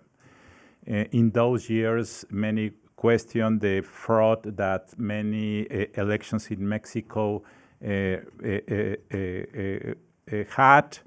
And it was in 1990, precisely in 1990, when IFE was created in Mexico by the administration of Carlos Salinas de Gortari. And that development, those developments in that decade helped Mexico to be perceived as a trusted partner in the North American treaty. When Fox won the presidency in 2000, I was working in Washington. I used to work at the Mexican embassy. I remember that may have been the highest point of Mexico in the perception of the American public, because now we were a democracy. Now in 2024, the perception of Mexico is weakening, not only because of this democratic backsliding, but mainly because of the drug trafficking problem and violence in Mexico. And many are becoming to question if Mexico can continue to be a trusted partner because of this backsliding. In the past few weeks, you have read many articles questioning the judicial reform. But a few voices begin to question this democratic backsliding. So the question is that maybe in 2026, the question could be if Mexico can protect the legal rights of companies operating in Mexico. And many may say that, well, if we don't have a democracy, that doesn't mean we cannot protect rights of foreign companies, for example. I was here in Washington, by the way, a few weeks ago in a conversation with some investors, and I was talking about the risk if Mexico had a judicial reform. And one investor, an Italian one, I remember, said, well, Luis, it wouldn't be bad if Mexican democracy take a sleep in the backseat. And because sometimes authoritarian regimes may be more able to promote investment and economic growth. And I said, well, in cases like Mexico, if democracy takes a break, then the system and the rule of law takes a break as well, because democracy is the political support of the rule of law. So I would say that the problem is that maybe the INE will be able to survive because it has to organize the election of judges. That is one of the reasons why this bill was was taken away from the list of priorities because of that. It may survive till 2027. Maybe many of the members of the board will be captured, but maybe it will survive in its logistical aspects and the structure that organize elections. That is good news. However, if this continues, Mexico will end up being able to organize free and fair elections, and we will become a competitive and authoritarian regime, but eventually this will disappear, I would say. Mm-hmm. Thank you very much, Luis Carlos. I think we've touched upon, and our panelists have touched upon, each one of those questions would give us a lot of food for thinking and discussing, such as, for instance, how important is democracy for undergirding rule of law, and how those two things are important or not for investments and for investment decisions. We've heard for many years now that that is the case. But there's considerable empirical evidence that that is not always the case, China being the most obvious, glaring example. And it seems to me that at some point we need to take reality into account, because I think we've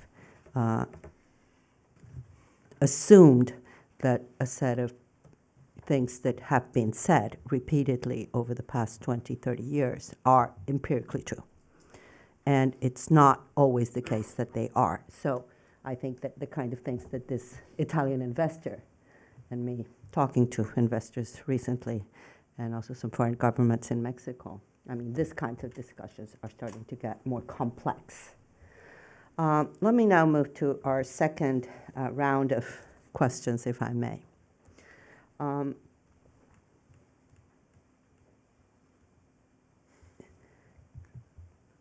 Let me start off by providing a very, very brief presentation of what is the diagnostics.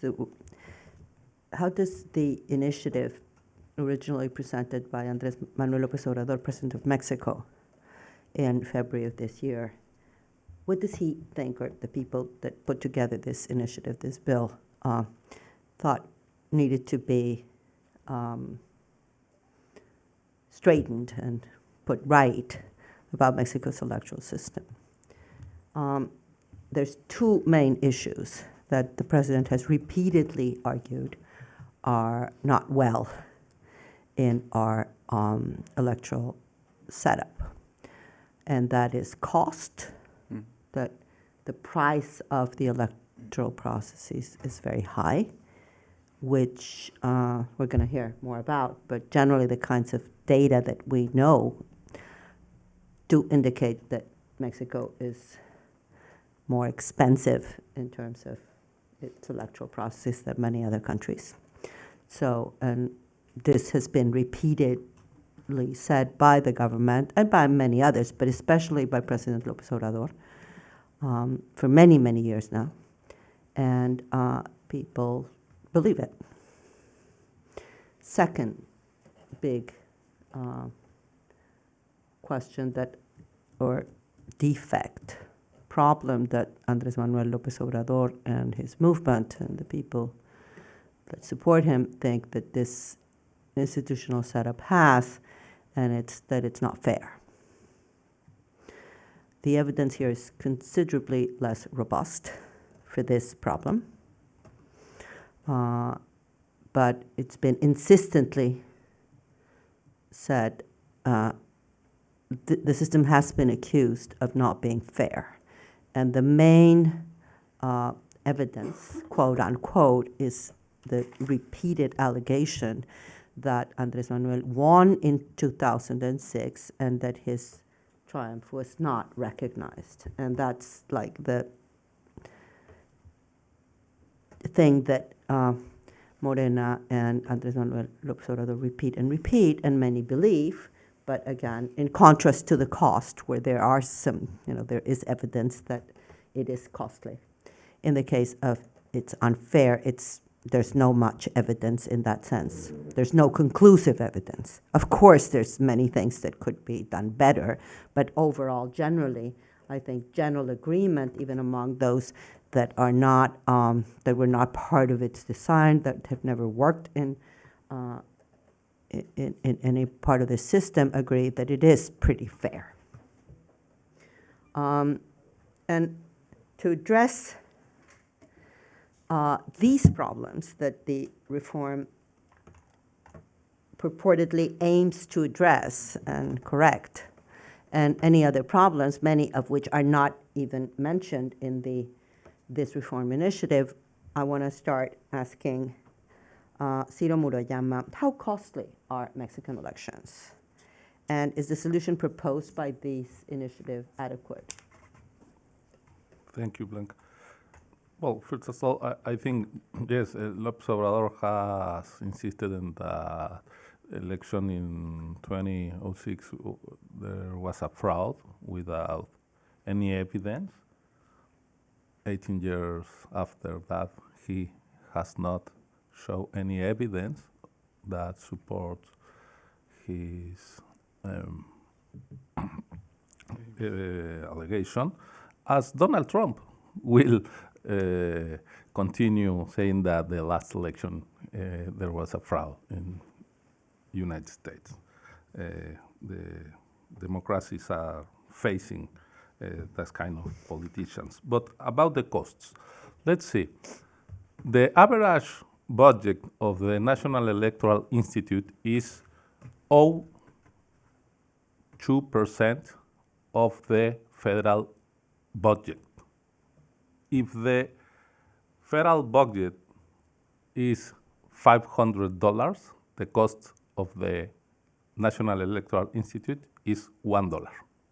This is the cost, the relative cost to have an institution that gives to Mexico free and fair elections, and also gives another important good public, another important service that is the ID. The electoral ID is, in the fact, the identity card, citizen identity card in Mexico is free for all the citizens, and it is in the base of the really fair elections, because the census, of course, all of we have one of them. I don't bring mine because I don't want to lose it. But the emission of this ID and protect the personal data is 30% of the operational cost of the INE, each budget, every year.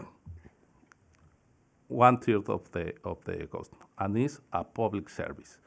But let's see the INE budget from another point of view.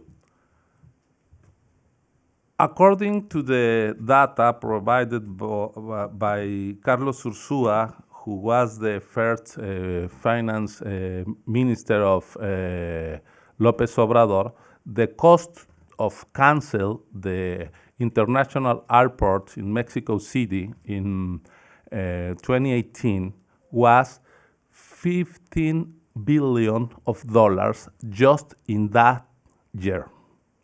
Is the budget of the INE since 2014 to this year, making elections every year, local elections, and federal elections every 3 years, is less the investment in INE and in the free and fair election, the cost, the budget is less than one decision taken by the president one day. So the INE and the democracy has a value. The authoritarian decision has a cost. Is the big difference. Have a professional body as the INE is an investment for the peaceful change of government in Mexico, for trust in the possibility to make business in Mexico, but the authoritarian decision have very high costs. Thank you.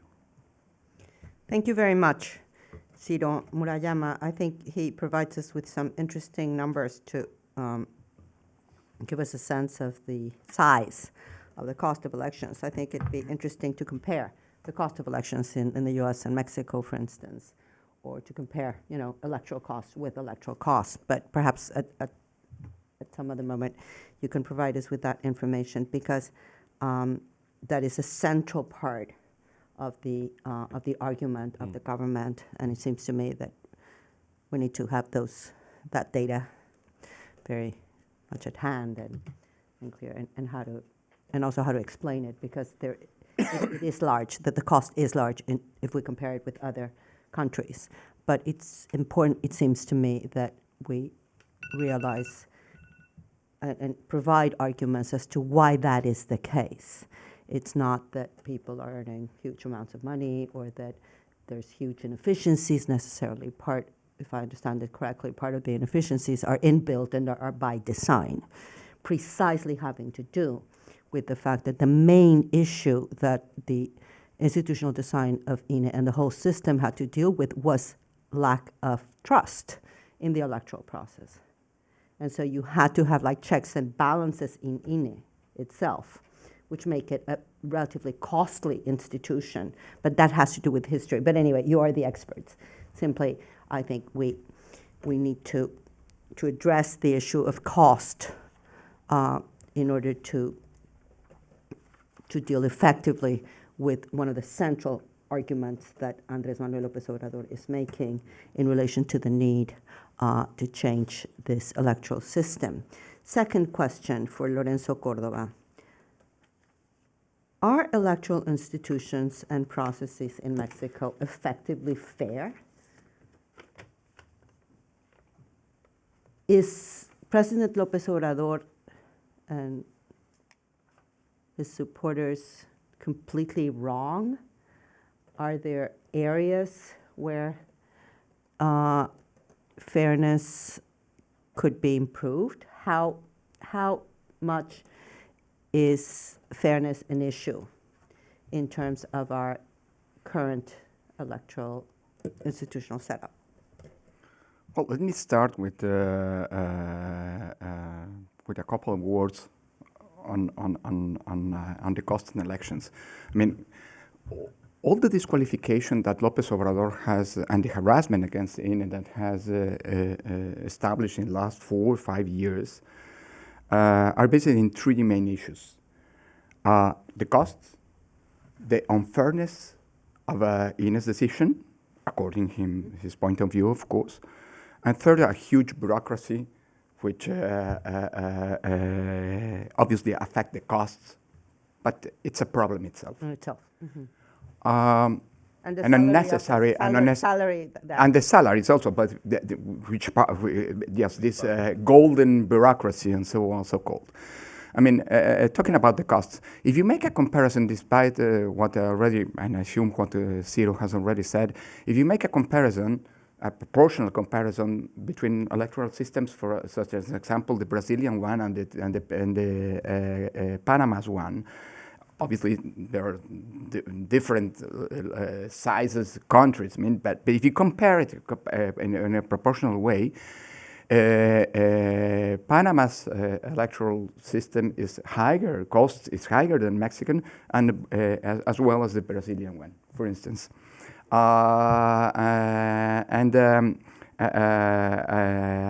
second issue, and I go to the issue of the by the way, the costs. But the reform will increase inevitably the costs, and the López Obrador never assumed that many of his demands when he was an opposition leader were traduced in reforms which increases the cost of operational cost of INE. For instance, in 2006 election, he claimed that part of the fraud were the undue acquisition of propaganda in radio and TV. And therefore, for his claims, there was reinvented the communicational system, which increases the cost of the operational cost of INE in an exponential way. Is it free? Is not a fair authority? Well, I think it's a part of you know, the López Obrador and Morena's democratic disloyalty, which is traduced in the fact that every time they win an election, they don't argue there was an undemocratic electoral process, and every time they lose an election, they claim a fraud. And it's very, I mean, you can document this allegation, these accusations in the last 5 years, in the period in which Morena was a ruling party. I think there is an objective data to confute the allegation or the accusation that INE is an unfair or has been an unfair institution. The fact is that since INE was redesigned in 2014 reform, by the way, Morena gets its registration as a political party in 2014. I mean, one of the first actuations as a president of INE was to give them the registration as a political party. All the winnings that Morena has earned in the last 15 years were in elections organized by INE. And in this period, the alternance rate in Mexico's election, both federal, local, and municipal elections, reaches 62%. So the probability in Mexico in the last 10 years that the ruling party wins the next electoral round is just 1 among 3. All the data will change with the results of the last election, this year's election. But my point is the main beneficiary of this high alternance rate is precisely Morena. So it's a contradictory discourse, the one who has been established and the one who aimed, as Blanca said, this reform. By the way, what we saw in the last year, after the last renewal talking about selection committees, do you remember the last panel? The selection committees for the judges, yeah. Well, we have an example of what in electoral issues of what is a selection committee. In 2014, and 13, the last year, but not 13, 2023, they set by the Constitution established it a selection committee which was integrated by 7 people. 5 of them were prominent politicians from Morena. One of them wrote the moral constitution. Another one was the legal representative of Morena in a state electoral body. I mean, that's what happens. Obviously, the claims against INE in this election went down in comparison of the accusations that happens in the past years, and I think that's in many ways because this INE was very very low strength against the constitutional violations that we saw in an ineditus way in these elections. So the accusation of fairness, it depends on the electoral results, and obviously it shows that those are unfair and false allegations. Thank you, Lorenzo, very much. Apparently, I mean, the government does not have a whole lot of evidence about the INES and the systems behavior leading to unfairness. It's just been a repetition of this fact that has led a great number of people to believe that is the case. Luis Carlos, last question. Are there any major problems in Mexico's current electoral system and electoral life more generally that are not really identified or addressed by this initiative, Yes. this reform initiative? Well, let me tell you, I am very concerned about many of the proposals by López Obrador, but since we are here in Washington at the Wilson Center talking about Mexican democracy, I think we need to focus more on why should the American public care about our democracy? Because to be honest, the problems here are different. You have your problems to be aware of Mexico's developments. Very few care about that now. And so thinking about the Mexican democracy, I would say that probably the fact that may affect the U.S. bilateral relationship in the long run is the inability and the lack of interest in Mexico to deal with the interference of organized crime in elections. And this problem eventually will create a narco state. And if you have that south to the border, then you have a problem here in the U.S. And I think this is the issue that should be the most relevant in terms of the international attention to the Mexican democracy. I have said that even more relevant and more dangerous than the judicial reform, which is very dangerous to the Mexican democratic state, is the lack of attention to the interference of organized crime. Because this problem creates is an issue for the survival of the Mexican state. And the judiciary is, of course, a problem of concentration of power and lack of protection, but not of the survival of the state. And I think this is the most relevant thing. López Obrador doesn't pay attention to that. The political parties, except for a few people within the PRI, have talked about that. Nobody talks about that. This is like the elephant in the kitchen or in the living room. And I don't see any reason to believe that is. There are many ways to deal with that. And I would say that the second problem is that if we don't promote competitive elections in Mexico, if we don't guarantee that in the future a different majority may win elections, which is the basic definition of democracy, then we are in a deep trouble in Mexico and in the region, because you have to deal with a partner that if it ceases to be a democracy, then the problem of concentration of power and all the deterioration that comes along with that will be there. And you know what happens with that. There are many examples in Latin America and the world, and so that is why I think the American public should pay more attention to the electoral democracy in Mexico. Thank you, Luis Carlos. Unfortunately, we don't have time now for closing remarks. If we want to have a few questions, is that okay with you? Absolutely. Okay, so shall we? I think we have time like for one or two questions. If anybody, yeah, please, over there.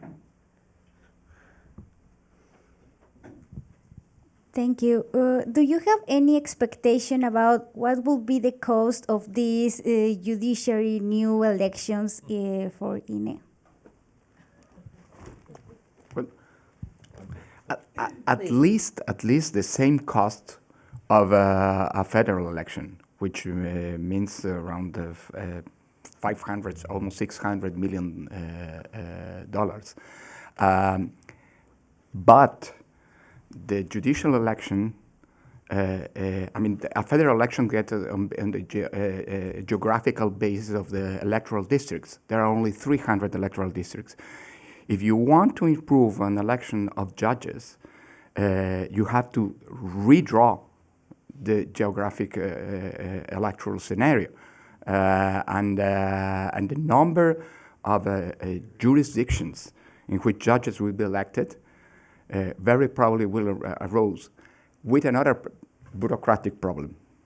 INE has no local bodies in order to run elections for those new electoral jurisdictions.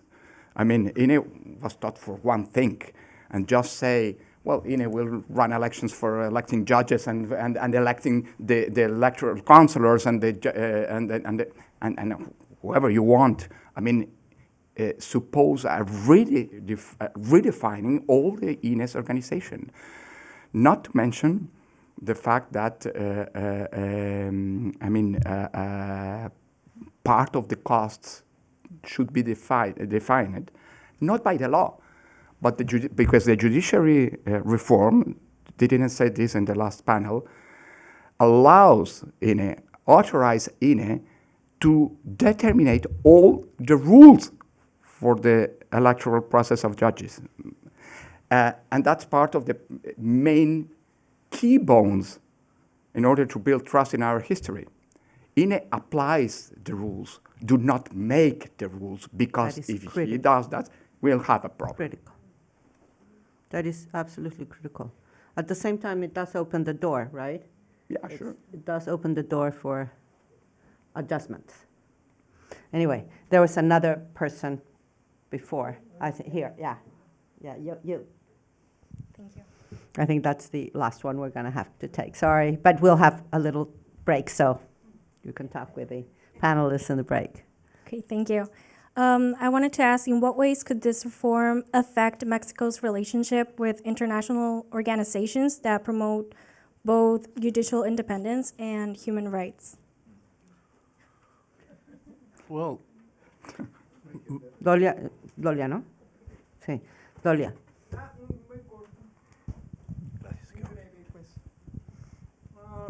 Luis Carlos, and the question is for anyone that wants to answer. You mentioned the influence of organized crime in elections. Here, last week, the Department of Justice just announced a major interference into the elections in the United States of the Russians through the media they control, through fake news, through social media, etc. So my question is, have you, or any of you that are so involved in the elections in Mexico, noticed any kind of interference from the same country, in this case Russia, or perhaps also Iran or Cuba, or I don't know, any of the enemies of the Western world, and concretely the United States and obviously Mexico? I don't have any information on that, just about the organized crime I was talking about, but not on that. Well, thank you so much. If I may just... we don't have time to ask. Okay, go ahead. Yes, I think Mexico is going ahead for the agenda of human rights and democracy in the world. When Mexico built the trust electoral system, get close with all the world electoral bodies, and it's a reference of free and fair elections. And we are losing this reputation. And the worst thing is we must think in the basis of democracy and fair election. It was a very precious invention of humanity to avoid the political violence. Mexico has nowadays a huge wave of violence by the gangs, by the narcotic business, but we, in the last 3 decades, have not had a problem of political violence. And if we close the doors to the participation to the minorities, if we close the door to possibility to change the local governments, the mayors, the governors, or the presidency, there is a strong society, a real plurality society with different interests, with different points of view. If we close the formal and legal square to compete for the power, there will be another ways, very dangerous ways, and it will have consequences in the economic stability in all the things. So try to save the Mexican democracy is try to save also the stability in the United States. Yeah, just a piece of information that I'm sure all of you know, but just to keep it in mind, that number. 44% of the Mexican people that went out to vote on June 2nd did not vote for Morena or the parties that were allied to Morena. Yeah. It's not a minor fraction of the population, right? 44%. And I think that's part of the reason why it's important, if not for democratic reasons, if somebody might not be too interested in democracy, perhaps governance, government order might be an issue. And more generally, I think there's a whole agenda of both action and research, if I may say so, coming out of these panels, that it would be, I think, extremely interesting to pursue, to kind of put in black and white and pursue. Thank you so much. It's been a privilege and honor to moderate this panel. Thank you so much. Thank you, Blanca. Good afternoon, everyone. My name is Maria Calderon. I'm a program associate at the Mexico Institute. Welcome to our third and last panel of our Constitutional Reforms Conference, where we'll discuss the autonomous agencies reforms, as well as other amendments that could have economic repercussions for both Mexico and the United States. So as most of you know, the reform to eliminate some of Mexico's autonomous agencies was proposed by President López Obrador in February of this year. Now, there is still no specific date for discussing the reform in Congress. However, it is one of the main reform proposals that the incoming administration in Mexico intends to pursue. So we can expect that it will be discussed in the upcoming months. I will not delve into explaining the nature, functions, and relevance of an autonomous agency in Mexico, since our amazing panelist, Carlos, will address such topics during our conversation. However, I will briefly mention the reform's main proposals as it is drafted now. It is worth mentioning that modifications could be done to the initial proposal once the discussion starts in Congress. So this brief summary will deliver the main intended changes to the reform as it is currently drafted. The reform intends to transfer the capacities of certain autonomous agencies, not all of them, to be incorporated into the executive branch, in other words, under the presidency, and in some cases to the National Institute of Statistics and Geography, INEGI, and the National Electoral Institute, INE. So the main changes and transfers that the reform proposes are as follows. The Federal Economic Competition Commission, COFECE, which promotes, protects, and guarantees competition in all markets except those in the broadcasting and telecommunications sector, would be transferred to the Ministry of Economy.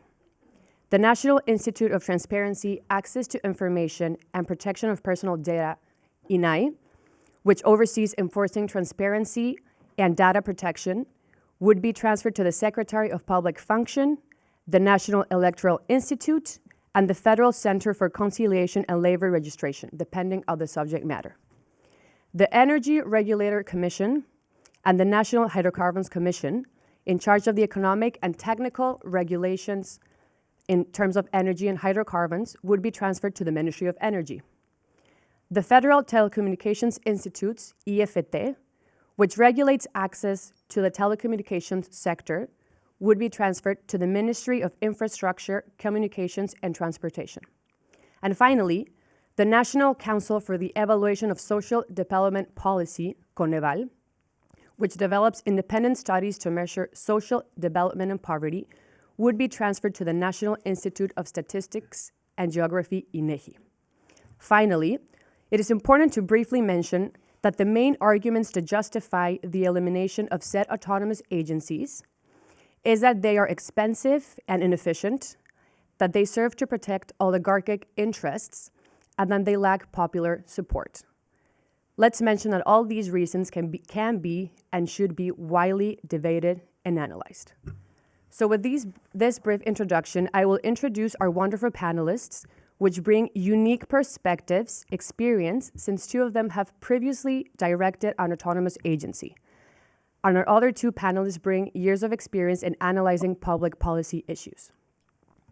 With this set of panelists, the aim is to provide a technical as well as a general overview of the issues at hand. So we have Carlos Ramirez, who is partner and co-director of Integralia Consultores, Alejandra Palacios, a former chair of Mexico's antitrust agency COFECE, Gonzalo Hernández Licona, a former executive secretary of the National Council for the Evaluation of Social Policy, Coneval, and finally, Viridiana Rios, author, scholar, and public policy advisor. And with that, I give the floor to you, Carlos. Thank you. Thank you very much. Good afternoon. Thank you to the Wilson Center for this invitation. It's a great pleasure to be with you here and share with my colleagues basically a very significant topic.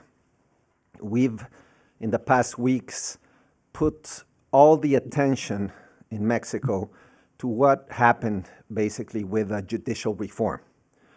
But really, no one was looking at, or so far no one was looking at what was going to happen with another bill. Remember, as Maria explained, February 5th, President López Obrador presented 18 constitutional reforms. Some of them really were not looked at seriously, and I think one of the most consequential reforms that remain in place or will be discussed eventually, not yet, but eventually, is the disappearance of the autonomous institution. My colleagues here will speak a little bit about their own experience and view. I'm going to devote 3.5 minutes, to explain a little bit on where these institutions came from, because it is very important to understand that in order to try to gauge what would be the consequences of disappearing these institutions in Mexico. So basically, if you situate in Mexico in the 1970s, 80s, there was an hegemonic party in control of the judiciary, of the legislative, of the executive. No counterbalances, no checks and balances to the discretionary power of the president. And an economy that basically was decided in good part by the decisions of the president. Every single important decision from an economic perspective in the country was decided by one man.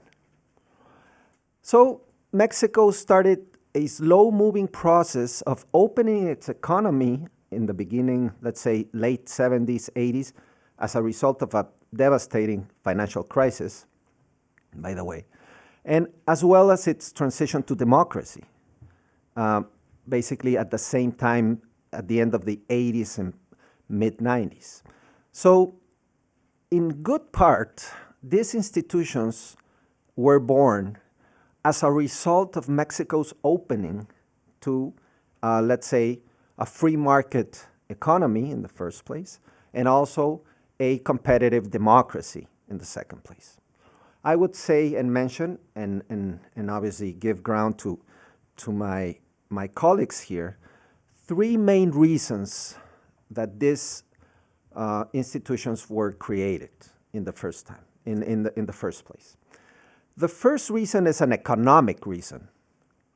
Mexico, although in the 90s, 70s, 60s had a relatively high level of economic growth, Mexico has been struggling for many decades, for all basically many, many years, with a relatively low economic growth rate, right?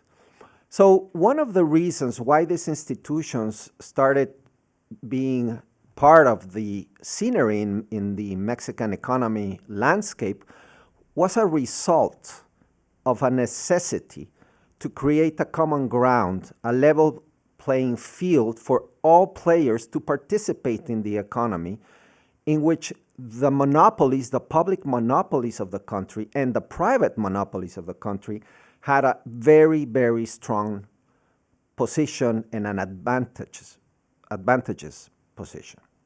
So one of the reasons, and obviously Hannah, who was the lead person in COFECE, can speak about its history, but it was the first institution to be created as a part of a revolution that went on in Mexico to opening its democracy and to creating a better level of participation and competition in the country. That was the first reason. The second reason has to do with an international reason. Mexico signed NAFTA in 1993. And as a result, several rules were created in NAFTA that brought into place the need of Mexico to institutionalizing its economy and obviously its politics as well, its democracy, but mainly its economy. So Mexico compromised with that view, with that idea of forming part of the North American region, and that led slowly to the creation of these institutions, but that, by the way, were not created exactly at the same time. It was a slow-moving process, but clearly in the same direction. And finally, and I will close here my initial remarks, there was a political economy reason that I think it's very important to understand at this moment of Mexican's political and economic life. And it has to do with a democracy that slowly started transitioning to a democracy, and in which the president that had an enormous discretionary power to decide on anything in the economic and political realm had to start giving, let's say, part of his power to single institutions in a way to create checks and balances and guarantee all players that the rules were going to be followed by technical rules, not political decisions. So it was a political economy decision because the president had to leave part of his power and basically giving it to this institution as a way to invite investors to participate in Mexican economy and to guarantee that Mexico was transitioning to a real democracy and to a real free market economy. So I would say that's the history of where these institutions came.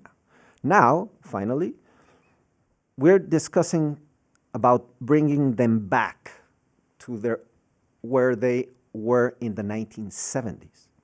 So this in itself would mean that Mexico would go back 50 years back to where it was and how its economy evolved and developed at that time. Thank you very much. Thank you, Carlos. Very deep and meaningful introduction. Alejandra, over to you. Thank you. Oh, we're not able to hear you, Alejandra. So I'm gonna. Sorry. There we go. Okay. Sorry. So I was saying thank you very much for this invitation. So as you've mentioned, there is currently under consideration a reform to eliminate regulatory bodies in competition, energy, telecom, transparency, data privacy, and the agency that evaluates social policy. And as you said, the idea is to return these regulatory powers to the executive branch. As Carlos mentioned very well, it's since the 1990s that certain political agreements gradually led to the creation of these agencies.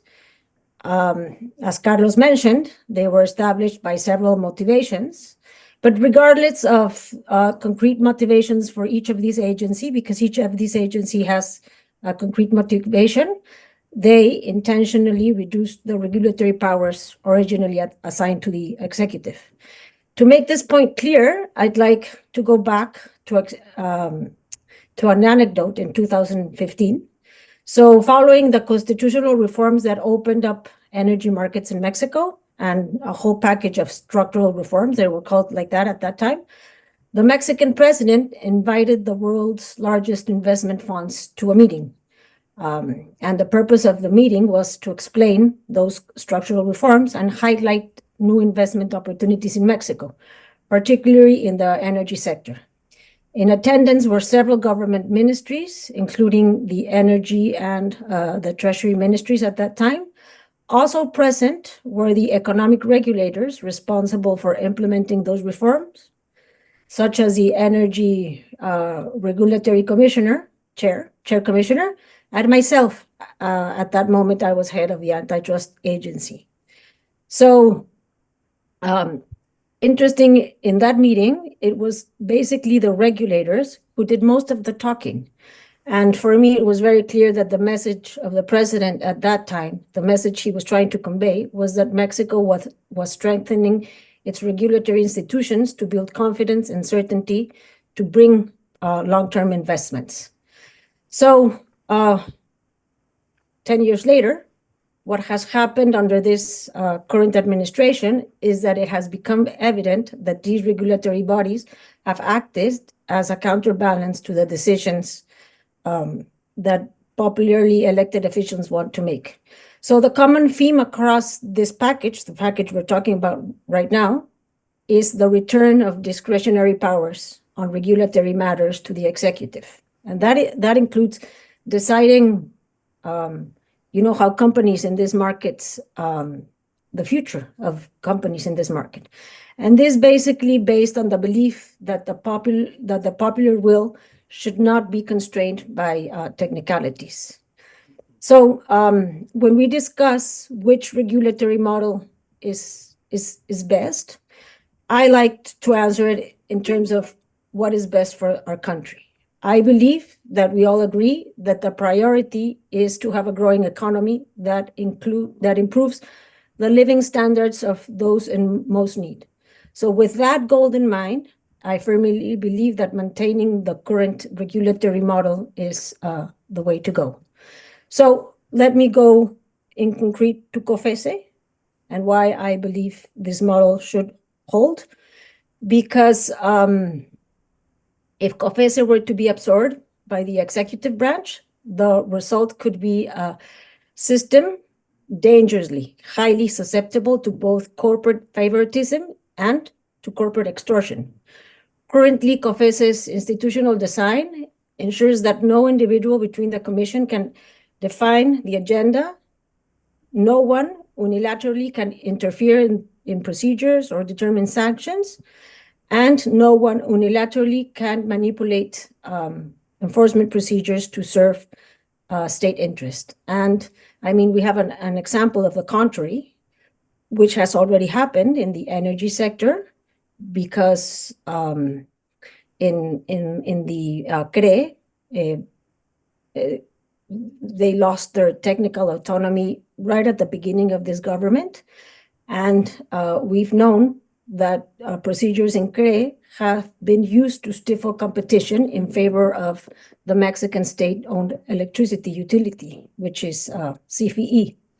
So in the energy sector, what we've seen is that political motivations is what determine which companies operate today in the energy sector. And for the US folks over there, it's true, some US firms have secured their operations in Mexico, but basically because they've had the ear of the president, and this with a US ambassador personally advocating for them. But not all firms have or will have this level of access in the future. Additionally, there's a threat in terms of fines, and that these could be used for political repression. And this is concerning for COFECE particularly because COFECE is the administrative agency with the largest sanctions in the whole Mexican legal framework. And these sanctions could be up to 10% of a company's annual revenue. Additionally, if COFECE's functions were to be transferred to the central government, merger control could be subject to political influence, favoring government-friendly companies and national champions. So it's important to bear in mind that COFECE oversees all major mergers and acquisitions in Mexico. And in 2023, nearly 52% of all the mergers reviewed by COFECE were related to foreign entities looking to establish operations in Mexico. Some may argue that transferring COFECE's functions to the Ministry of Economy would not necessarily eliminate its independence. After all, and this is true, several competition agencies worldwide do operate within ministries and remain highly respected. As such, for example, the Antitrust Division of the U.S. Department of Justice. And this same argument could be applied to the telecom and the energy regulators. But there is a concern here, and we must not forget that we don't know yet how these functions will be structured within the possible respective ministries. If the reform moves forward, then what will happen is that we'll have secondary laws that will restructure or will tell us how these functions will be absorbed by the ministries. And there should be a very careful design to preserve specialization and independence. But what we do know, one, is that Morena has the majority in Congress, so Morena can decide those secondary laws as it likes. And Morena hasn't been open to discussing with stakeholders the future of how these laws could look forward. And from what we saw yesterday, the space for this discussion is minimal, so I'm not optimistic in that sense. And then also what we know is that there is going to be necessarily more inference by the federal branch, by the president himself. I mean, this is essentially the ideas of these reforms. I'll keep it here, and then maybe I could go more into the impact of this on the USMCA. Just to say that many things are still in the air. There's the impact might be huge, although it's potential, because as I said, we will still need, after this reform, to know how the secondary bylaws come about. Thank you. Thank you, Alejandra. Gonzalo, over to you. Thank you. Thank you very much, Maria. Thank you for the Wilson Center for the invitation. Let me add a little bit of the history that Carlos mentioned, but focusing on accountability and transparency. And it is true that 35 years ago or so, the president used to be, in practice, the boss of the ruling party, the boss of those in Congress, the boss of most governors, sometimes the boss of the media, and therefore none of them were keen in making the president accountable. Within the government, there were no institutional arrangement or structures for transparency and accountability. There was no civil service either. Therefore, the new president usually removed everyone from the previous governments. But fortunately, the very slow building of democracy changed these, and through political agreements between diverse political parties, by the way, some of them at that time, members of the ruling party Morena today, that we were able to have various independent and autonomous institutions to address transparency and accountability. So we mentioned the Institute to Access for Information, the Institute to Evaluation of Education, the Institute of Measuring Poverty and Evaluation of Public Policy. So we were not able to generate a proper and technically trained civil service, but the creation of these independent institutions was the political answer at that time to the lack of accountability and transparency at that moment. And democracy needs accountability and transparency and certainty about the state of public policy in Mexico. And one very important element for those institutions is the governance of them. The main decision-making bodies of these institutions, the board, let's say, they include diverse individuals not appointed by the president. So there's not only one person making decisions on those institutions. And this is key for the real independence of these institutions. I can give you an example. I mean, when I was the executive secretary of Coneval, measuring poverty and doing evaluation, I had many suggestions from government officials to change the way we measure poverty to make it nicer, right? And in all these cases, I used to answer, okay, that may be a good idea. Why don't you take that proposal to the council with 6 independent in the academics, and let's see what they say. And in all those occasions, these people in government refused to go there, and therefore we were truly independent, not because of the executive director, but because of the board of academics on that institution. So with the creation of these institutions, we were able to say properly when poverty went up, when programs were not working, when government officials must give information to citizens. So that was our answer to the problem we had on accountability and transparency. Today, however, I believe that we're getting the clock backwards 35 years with the reform proposed by the president. As it happened 35 years ago, today we have a president who is the actual boss, not only of government, but also of Congress, of most governors, of some elements of the media. We may soon will not have these institutions promoting accountability. But we have instead a president who lies every morning at 250 miles per hour. So he lies about the results of public policy. He lies about almost everything. He lies to the American government. So the reform proposed by him is not about improving the institutional arrangements to make the government more accountable and more transparent.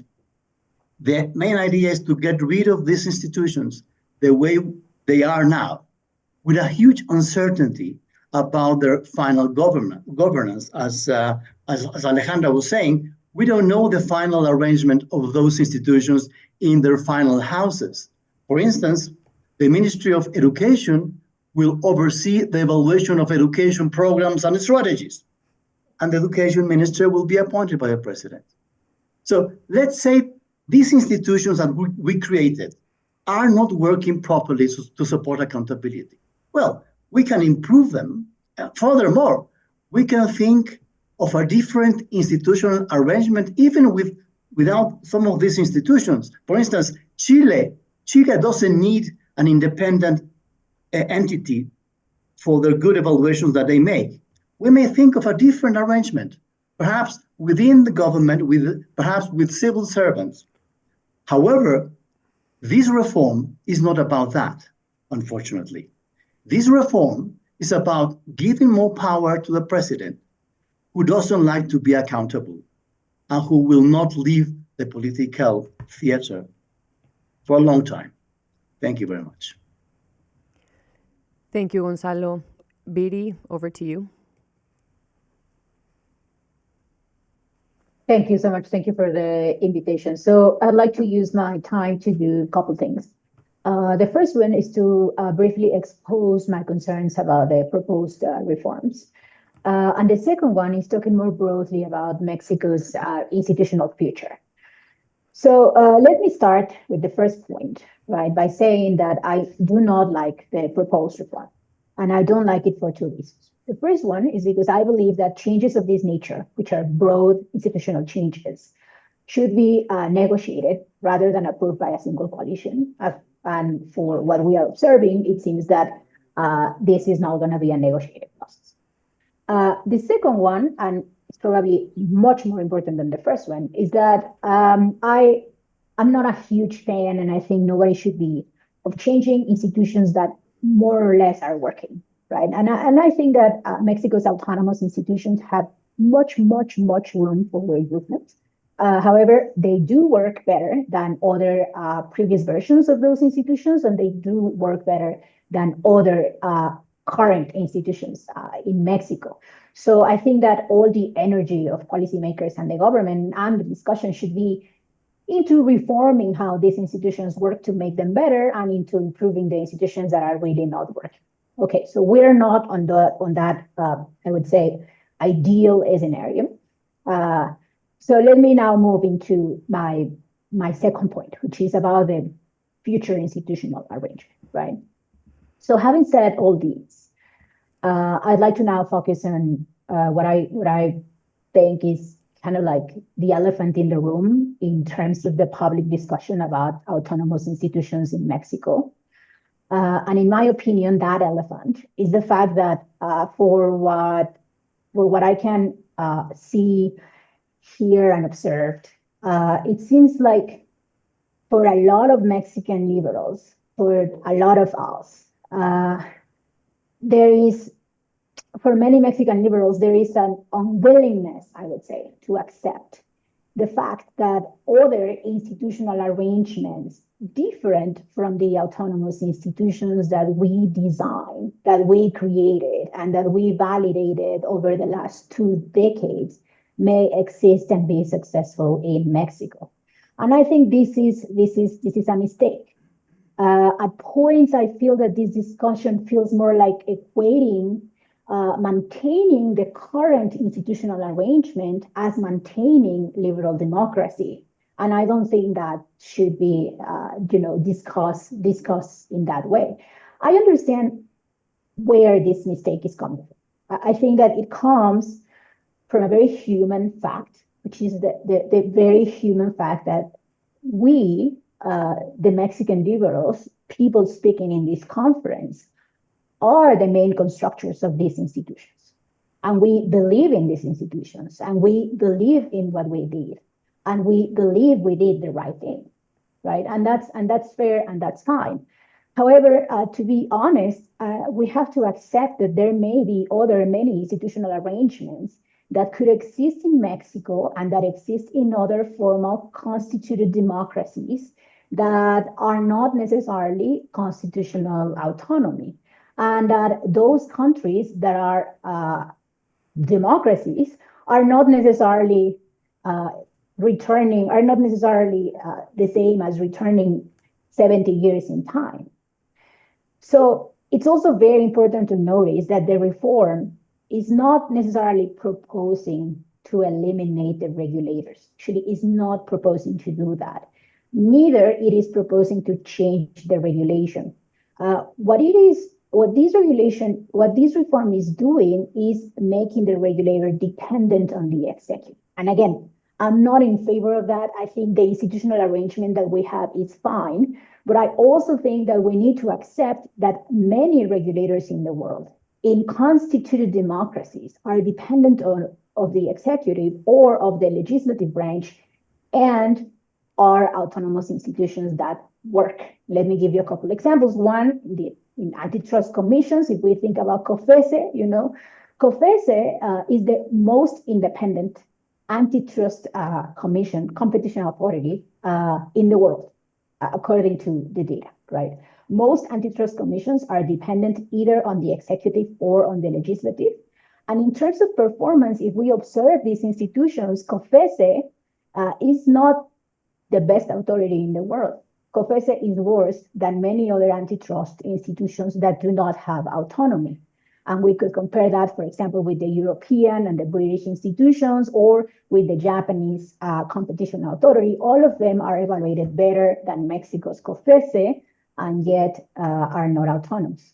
Second example, in terms of telecommunications. And I think we were already kind of like discussing a little bit of this, but like Chile, for example, does not have an independent body in charge of regulating telecommunications. And in Chile, the agency in charge of this is under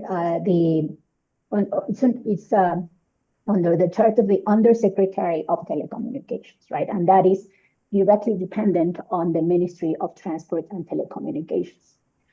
So I'm saying all these because I feel that we need to bring the discussion into a different territory. And that territory where I would like, and I think it would be much better for Mexico and for the relationship of two countries to have. That territory would be to discuss whether autonomy is the desirable and the most defining institutional feature that allows these institutions to be effective.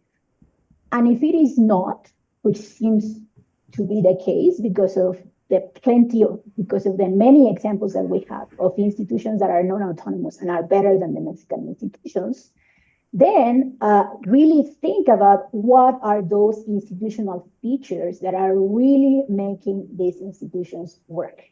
And I feel that doing this is very important because of something, that is very real, which is, I think Morena will approve the reforms.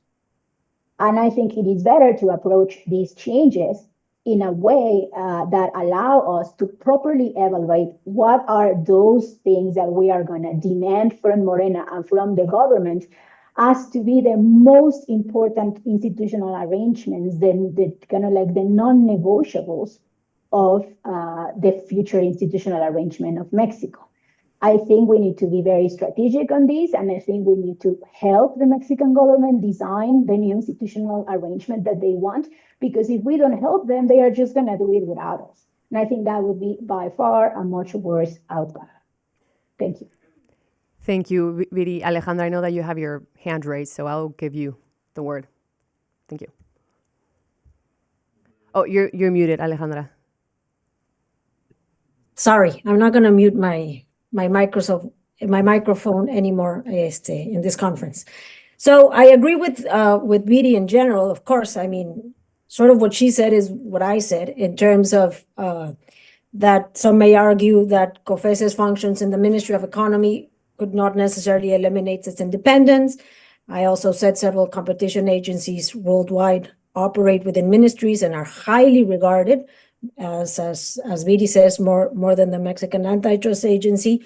So, I mean, I agree with that in general, but there's certain things that I think it's important to take into account. One is, the very important is, where does this reform come from? Does it come from the necessity to make these agencies work better? So then the question there would be, do they need autonomy or not? Should they be independent or not? Can they be independent within the ministries or not? So those are very relevant questions if you really want to fix these agencies and make them better. The thing here is, at least in my view, is that these reforms all come from the desire of President López Obrador to have the discretionary power to take certain decisions. So I think that's important to think of.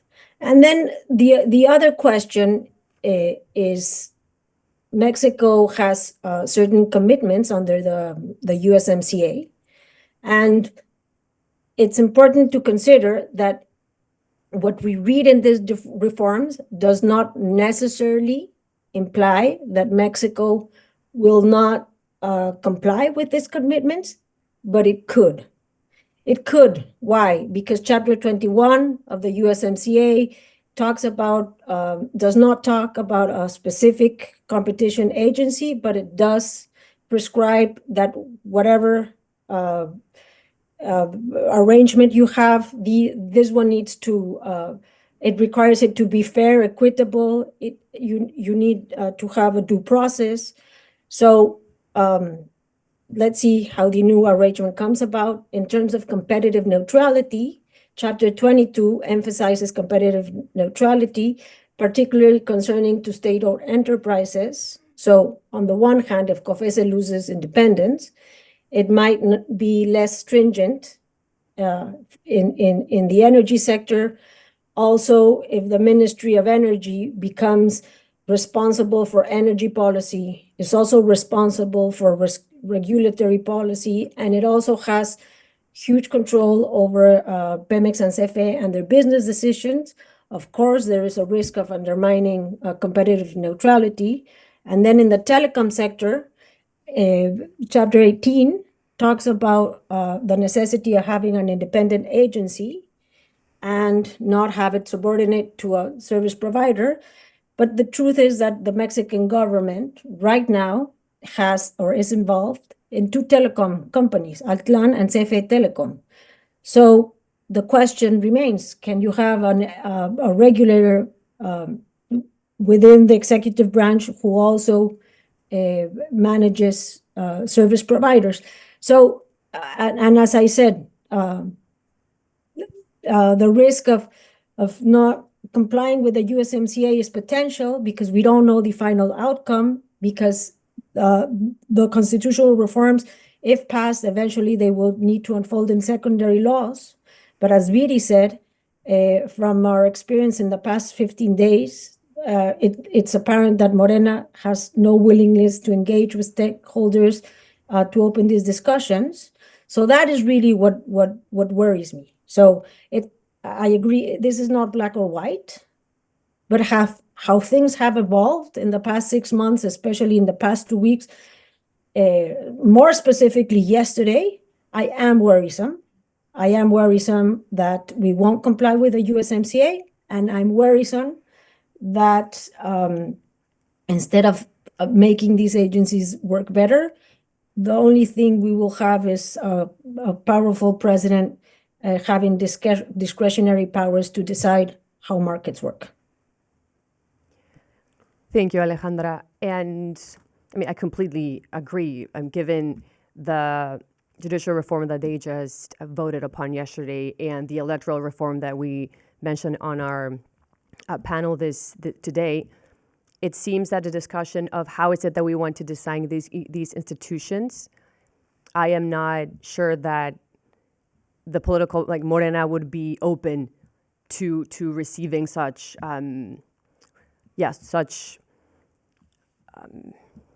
feedback exactly on the reform. So, Carlos, following Alejandra's comment on USMCA, I know that you've been also studying a lot of those impacts. How do you see companies in Mexico moving forward? And is there a threat to unbiased regulations in Mexico? How do you see that? So let me just answer with an anecdote, personal anecdote that could help go specifically into the USMCA potential impact and how will companies feel if this reform is approved. So I was a regulator as well in Mexico, but the difference with my colleagues, Hanna and Gonzalo, was that my institution, CONSAR, the pension regulator in Mexico, was not independent. We are part of the Ministry of Finance, and my boss at that time was the Minister of Finance and the President. So easily one could look at the institutional differences, that one institution that doesn't have a direct boss in a ministry and in a presidency, how it functions and how an independent autonomous institution works. So every single decision I had to take during 6 years regarding the pension system, no single decision was made by myself or my board. All decisions were in some way or another filtered, looked at, or singled by the president and by the minister. So, and that's the way it works. And it works like that everywhere in the world. Let's be clear about this. I mean, usually financial regulators are not entirely independent almost anywhere in the world. But I bring that example because it is clear that if these institutions end up being part of the executive, the new regulator of the Competition Commission, the new person in charge of measuring poverty, probably the Coneval is a bit different, and Gonzalo can probably explain that, because that will move into INEGI, right, which is an autonomous institution. But the energy regulators, the telecom regulators, who will they have to respond? Who will the new regulator will have to respond to? Obviously, they will have a boss. They will have someone who they have to answer to. So easily, despite the fact that there's other institutional arrangements in other parts of the world, their political economy history is much different. Chile has a history of very strong institutions. So they probably don't need an autonomous institution regulating competition or telecom, because that is how they evolved during the past 50, 60 years. Mexico didn't take that institutional path. Mexico took a different institutional path because it was part of our own history that led us here. Now, answering your question, my sense is that the USMCA revision of 2026, the so-called Sunset Clause review, was going to be complex by itself, okay? Because there are several aspects in which Mexico has definitely not complied. And the U.S. has been highly tolerant with Mexico in terms of what has happened in the energy sector, in the ag sector, and more recently in other issues that have come out regarding China and Iran and other issues. So it was going to be already a very contentious revision. But now add to that this enormous, gigantic judicial reform transformation that we will go through the next years, that no one really knows how will end up, but we can suspect how will end up in terms of politicization, and at the same time going through the disappearance of autonomous institutions. Definitely, it will make us, I'm talking as a Mexican, it will make Mexico much more vulnerable. It will make Mexico go into the negotiation seat with a very weak position of really convincing the US and Canada that really nothing happened in Mexico with these enormous, gigantic reforms. And no one is going to believe Mexico because clearly we would be in the transition process, and this is going to take years before we end up knowing what will come after this enormous institutional destruction.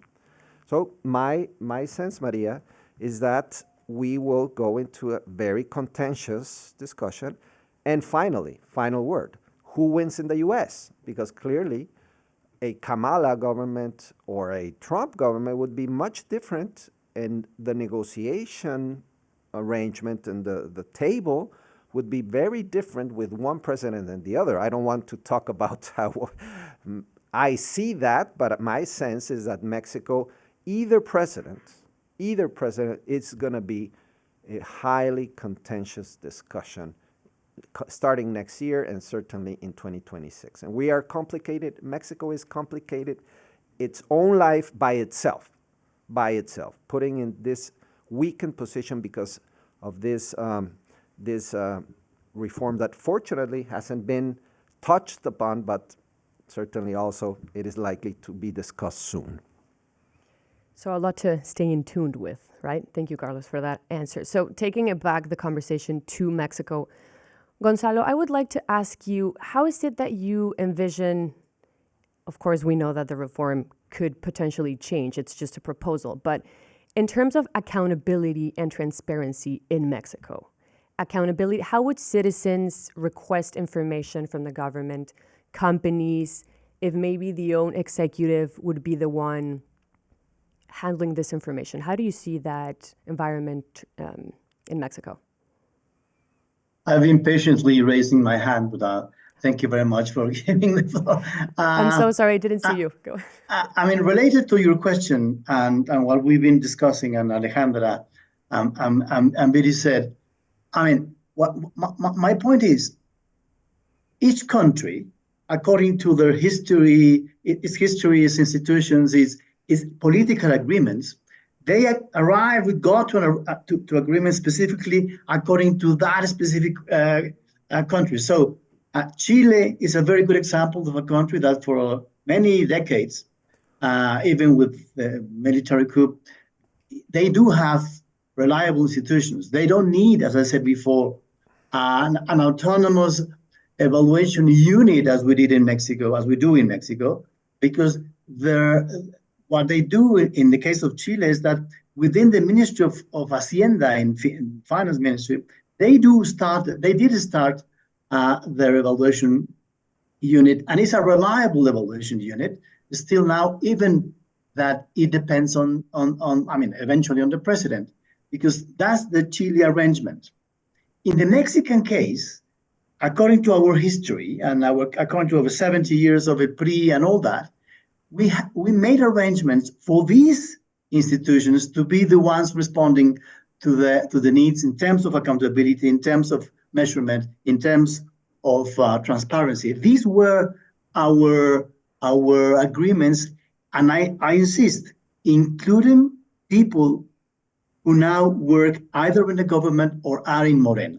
So let me give you some names. Pablo Gómez, Clara Brugada, Tatiana Cloutier, Ricardo Monreal, César Cravioto, María Luz Micher, Manuel Velasco, Horacio Duarte, Alfonso Ramírez Cuellar, Dolores Padierna, Lázaro Cárdenas Batel. They signed very happily the decree of the creation of Coneval in 2004. And now they just got forgot about it because their incentives changed. Now they are on the other side of the table. Now they are in power. When they were not in power, they were keen to make the president accountable. They were keen to make the president transparent. Now they are on the other side with a very strong president. So I mean, this reform, I believe, Bidi, it is not about how can we improve accountability and transparency. It's not about that. It's about reducing the power of these institutions and getting back to the president. So if you tell me we will be, I mean, a president such as Gabriel Boric or Felipe González or Tony Blair will be addressing these reforms in the near future, we may have a hope. But we will be dealing with Andrés Manuel López Obrador for the next 6 years, I believe. So I don't think that there is a space for others to improve. I mean, of course, we need to carry on working and trying to impact the reforms. But as we saw yesterday, the hope is not there. So what I believe is, it is true that countries such as Chile, Canada, and of course, developing countries, they had different arrangements, and they don't need autonomous institutions because it's too much for them. They cannot do without them. We were not lucky enough so far, and the reform is not about improving them. So my worry is we may go back 35 years, 40 years in terms of transparency and accountability. And if you add, in terms of accountability and transparency, that the military is going to take over more elements, and usually they are not accountable. Militaries, they don't like accountability, and they close their information. So we will be in the worst position as the one we had 35 years ago, with the military just closing their information because it's a state secret. Trying to find information about the Tren Maya is top secret. So that's our Mexico today. Therefore, I don't think we will be improving with this reform in the near future. Bidi, do you want to answer, Gonzalo? Or should I pose another question? Well, more than answering Gonzalo, I think I would like to make a second, more strategic statement, which is all institutions have a boss, right? That's the nature of institutions. And it is an ideological position, and we need to understand it like that, to argue that it is much, much better to have an independent professionals taking decisions than to have the state taking decisions. I am not sure what's best. But I do think that if, as academics and as experts, we observed comparatively the institutional arrangements of many countries, the answer to this is very unclear. It's not clear cut. It's not clear cut that autonomy is the main and most important institutional feature that makes regulators succeed. And I actually believe that it is, and again, let me just repeat, it is only strategic to try to understand exactly what it is that makes regulators effective in order to demand that those specific institutional features remain as much as possible as part of the new institutional arrangement. Now, let me now talk about politics, because I think that's also something we haven't addressed so far, right? Morena is a party with a real strong and very organized base. That base is demanding reforms. That's a reality of the country we're living in. And another reality is that the opposition lost the election and Morena is going to approve reforms. So I think that under this specific scenario, which is we who designed these institutions lost, and we lost democratically.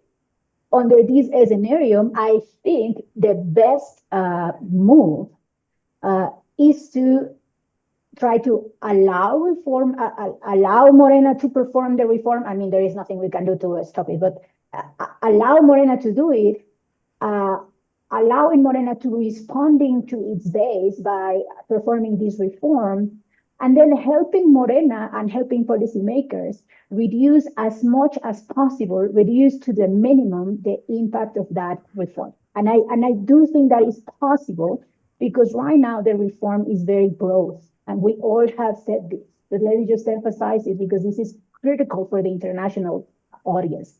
Right now, the reform is very broad. And the way in which this reform is going to be implemented hasn't been drafted.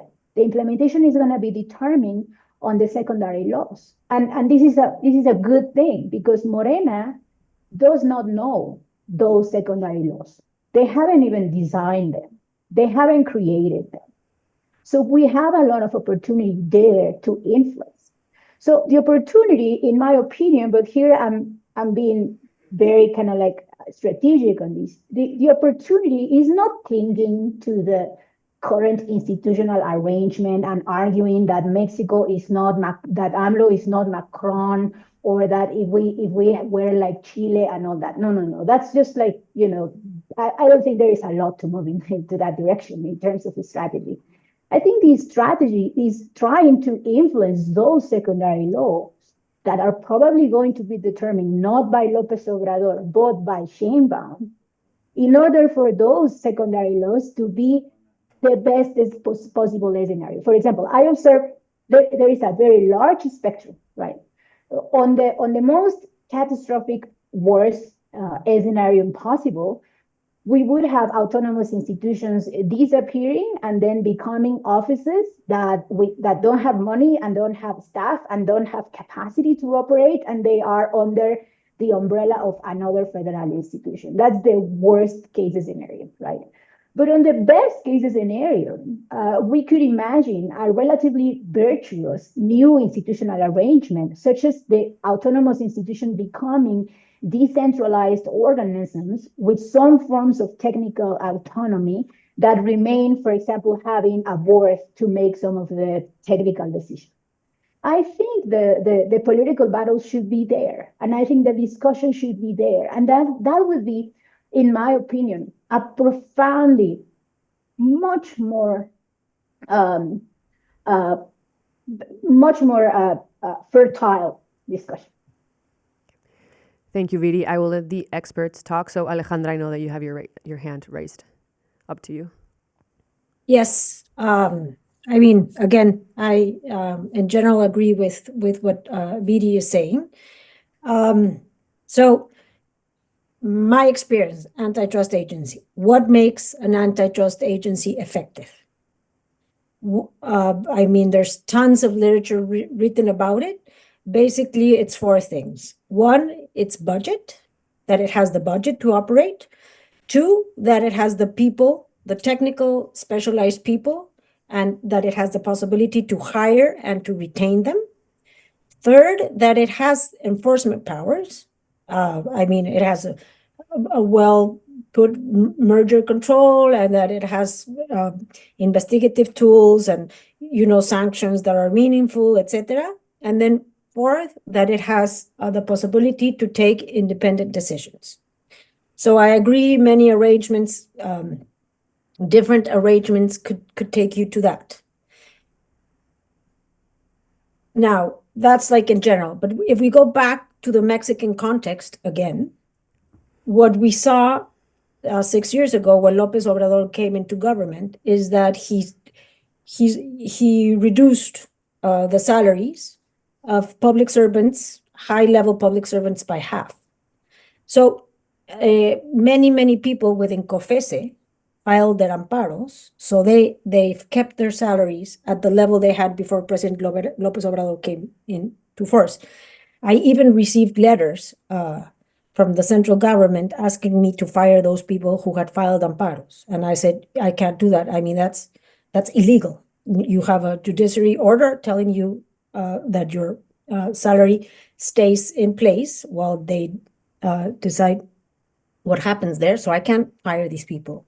And 6 years later, what we see is that COFECE, as a regulatory agency, is still capable of a lot, and it has not lost its technical independence, in part because it has its public servants, specialized public servants. I don't know if, and it's a question, I don't know if when COFECE's functions pass into the Ministry of Economy, they will respect those salaries or not. I don't know if today those specialized competition public servants will survive in this new arrangement. That's a question I have. I agree with Viri. You need to let the people who are in government today know that, but there's that risk. Another risk in terms of budget. COFECE, as its arrangement today, doesn't decide its budget, but it sends its budget proposal directly to Congress. If you're part of the executive branch, it's the ministry who decides what agencies within those ministries have that budget. So again, COFECE today has budgetary independence. When it loses its autonomy, it will immediately lose that independence. So will the new government respect its budget, or will it reduce it? I would think it would reduce it, because the reform today says that the idea of this reform, in part, is to save budgetary money. So, I mean, it would be very strange if they kept the same budget. But these are all questions. So, budget, people, enforcement powers, and independence. Let's see what happens going forward. And I am not being optimistic because, as I've said, it appears that there's little willingness to engage with stakeholders in open discussions on how these reforms will eventually unfold in secondary laws. I wish I could have these conversations. I want to help. I think having a strengthened regulatory economic policy is important for economic growth for the people in most need. But I don't see that space right now, and that is what has me a little bit being pessimistic, and again, I worry. Thank you for those insights, Alejandra. I'm going to turn the conversation a little bit around. I mean, I know that we have a lot of unanswered questions on this reform, but we also need to talk about other economic implications that these reforms would imply for Mexico and the United States. So, Carlos, between the 18 constitutional reforms that President Lopez Obrador presented this February, which other concerning points do you see in terms of trade, in terms of economic relations between Mexico and the United States? Yes, and Gonzalo was raising his hand. I'll go quickly, Gonzalo, so you can first. There was 18 reforms, now there's 17. Electoral reform, as discussed previously, was put into ice. It will eventually come back, but right now it's into ice. Yesterday, we had the judicial reform approved. There are 16 left. If you look meticulously to each one of these 16 reforms, I would say, Maria, that there are at least 4 more reforms. I would say 5 probably, but let's keep it simple. 4 reforms that are potentially damaging for the business environment overall, potentially damaging to the USMCA negotiations starting next year, and certainly not good for economic growth. We've discussed the autonomous institution reform. clearly for the reasons already stated. But then you have an energy reform, which no one is paying too much attention to it, that would, by the way, has a lot to do with this reform of autonomous institutions. Because what it's proposing is that CFE and Pemex become, in a nutshell, again, sort of the big monopoly players of the 70s and 80s. It would take them, their character of productive companies, and basically to become public, social public companies. And this means in itself that it will lead to a lot more power for this, both CFE and Pemex. So not only the regulators are going to disappear, then you're going to have the heavyweights becoming much more powerful. So this combination is disastrous in terms of inviting private investors to participate in this market. But there's two others. There's one that has to do with water concessions. There's a lot of companies in Mexico that depend on water concessions for normal reasons of their business line. And this bill would basically challenge the current model of concessions in water and would put at risk what the companies already are doing right now. So I think it would create a lot of uncertainty. Then there is a mining reform, which basically says that no more mining in open air will be allowed in Mexico.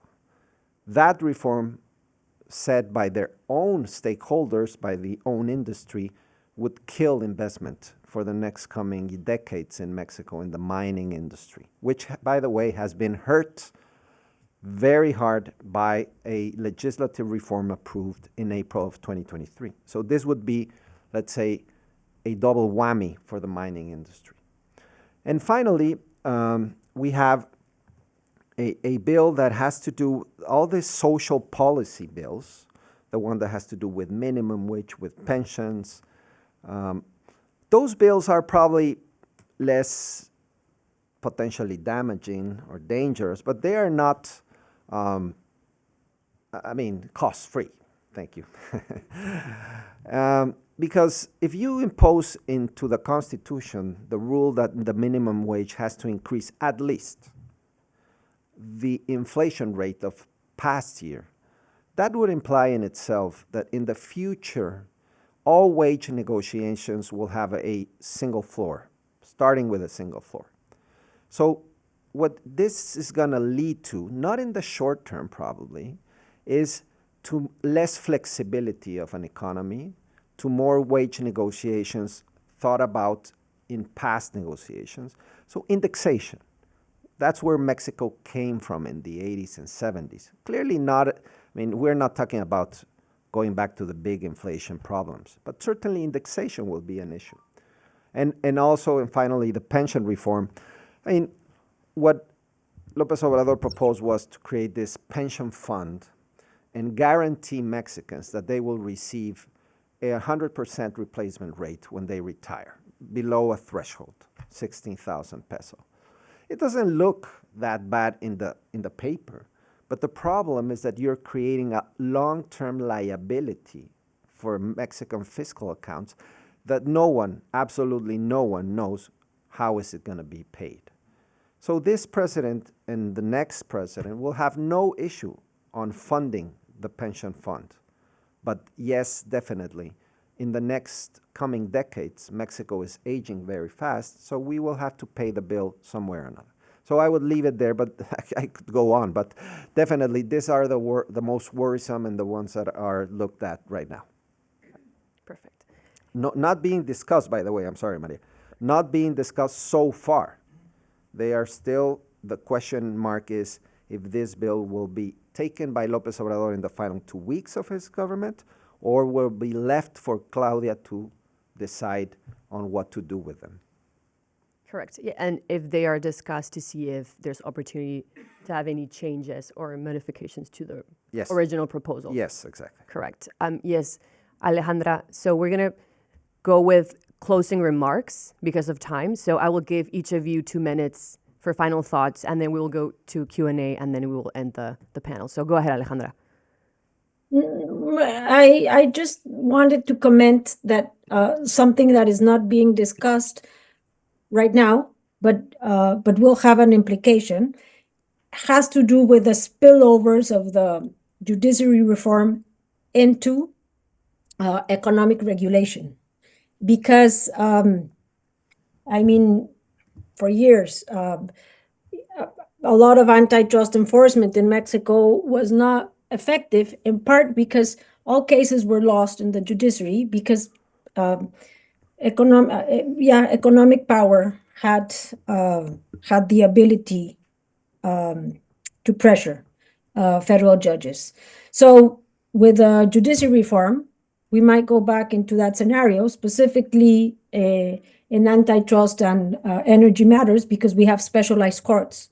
So the specialized courts will stay the same, but we won't have specialized judges because they'll change them all. And I mean, as we saw in the first panel, we don't know what type of judges will arrive to that position. This is relevant for the U.S. because, for example, when CRE or the Energy Commission started closing the energy market in Mexico, many companies filed amparo, and they're operating today in the energy market because they had those amparos. So that also is at risk.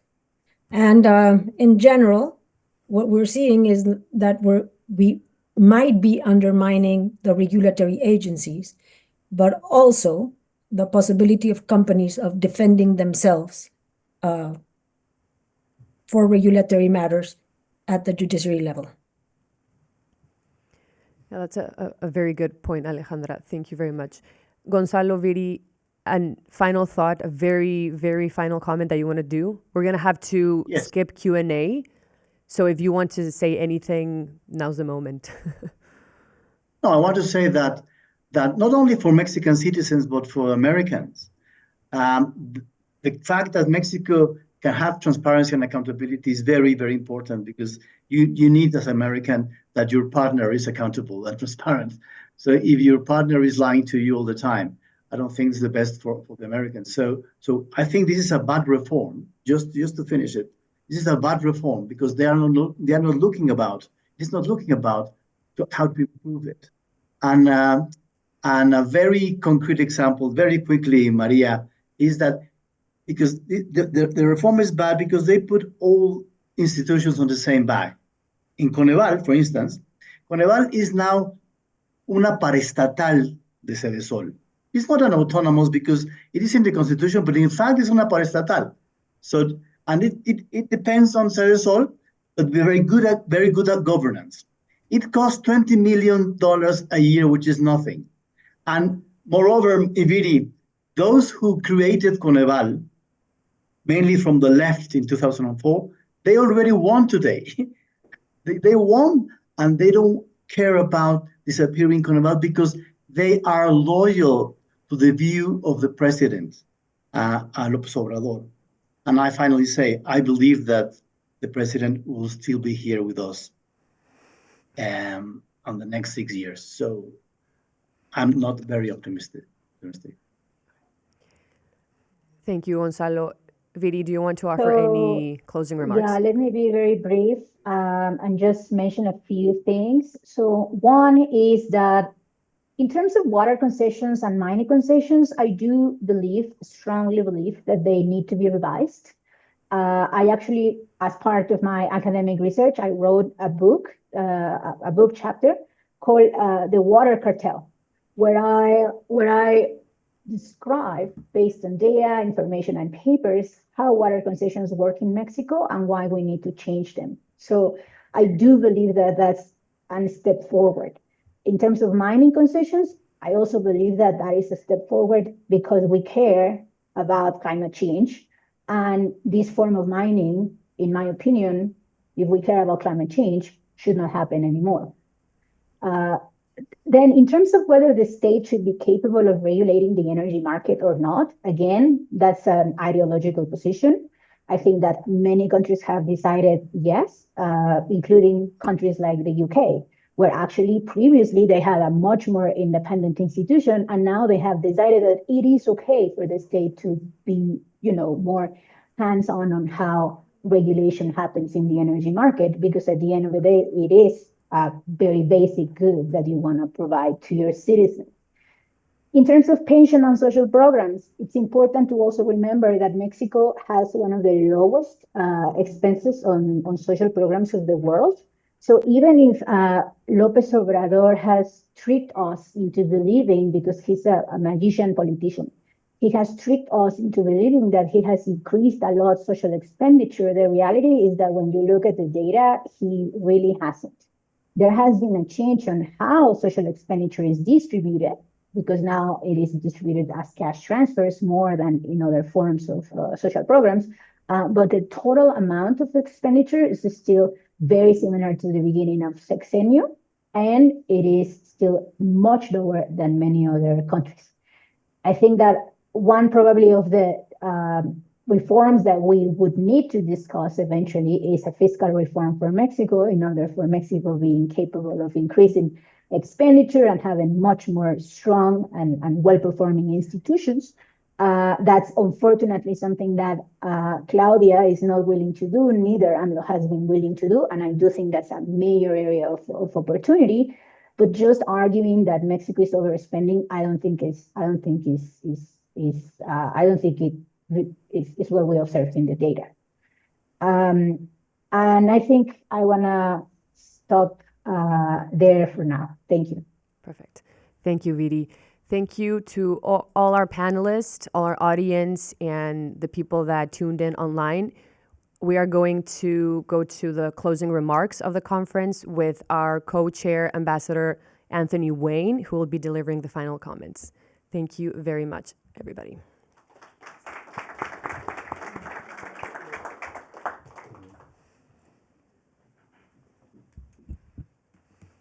Well, thanks everybody for being with us today. Thanks to the Mexico Institute and all of their partners and their staff, and for all of you who came and participated with us and joined us online. This was a really fascinating exploration of really the breadth and depth of these reforms that are being considered by Mexico.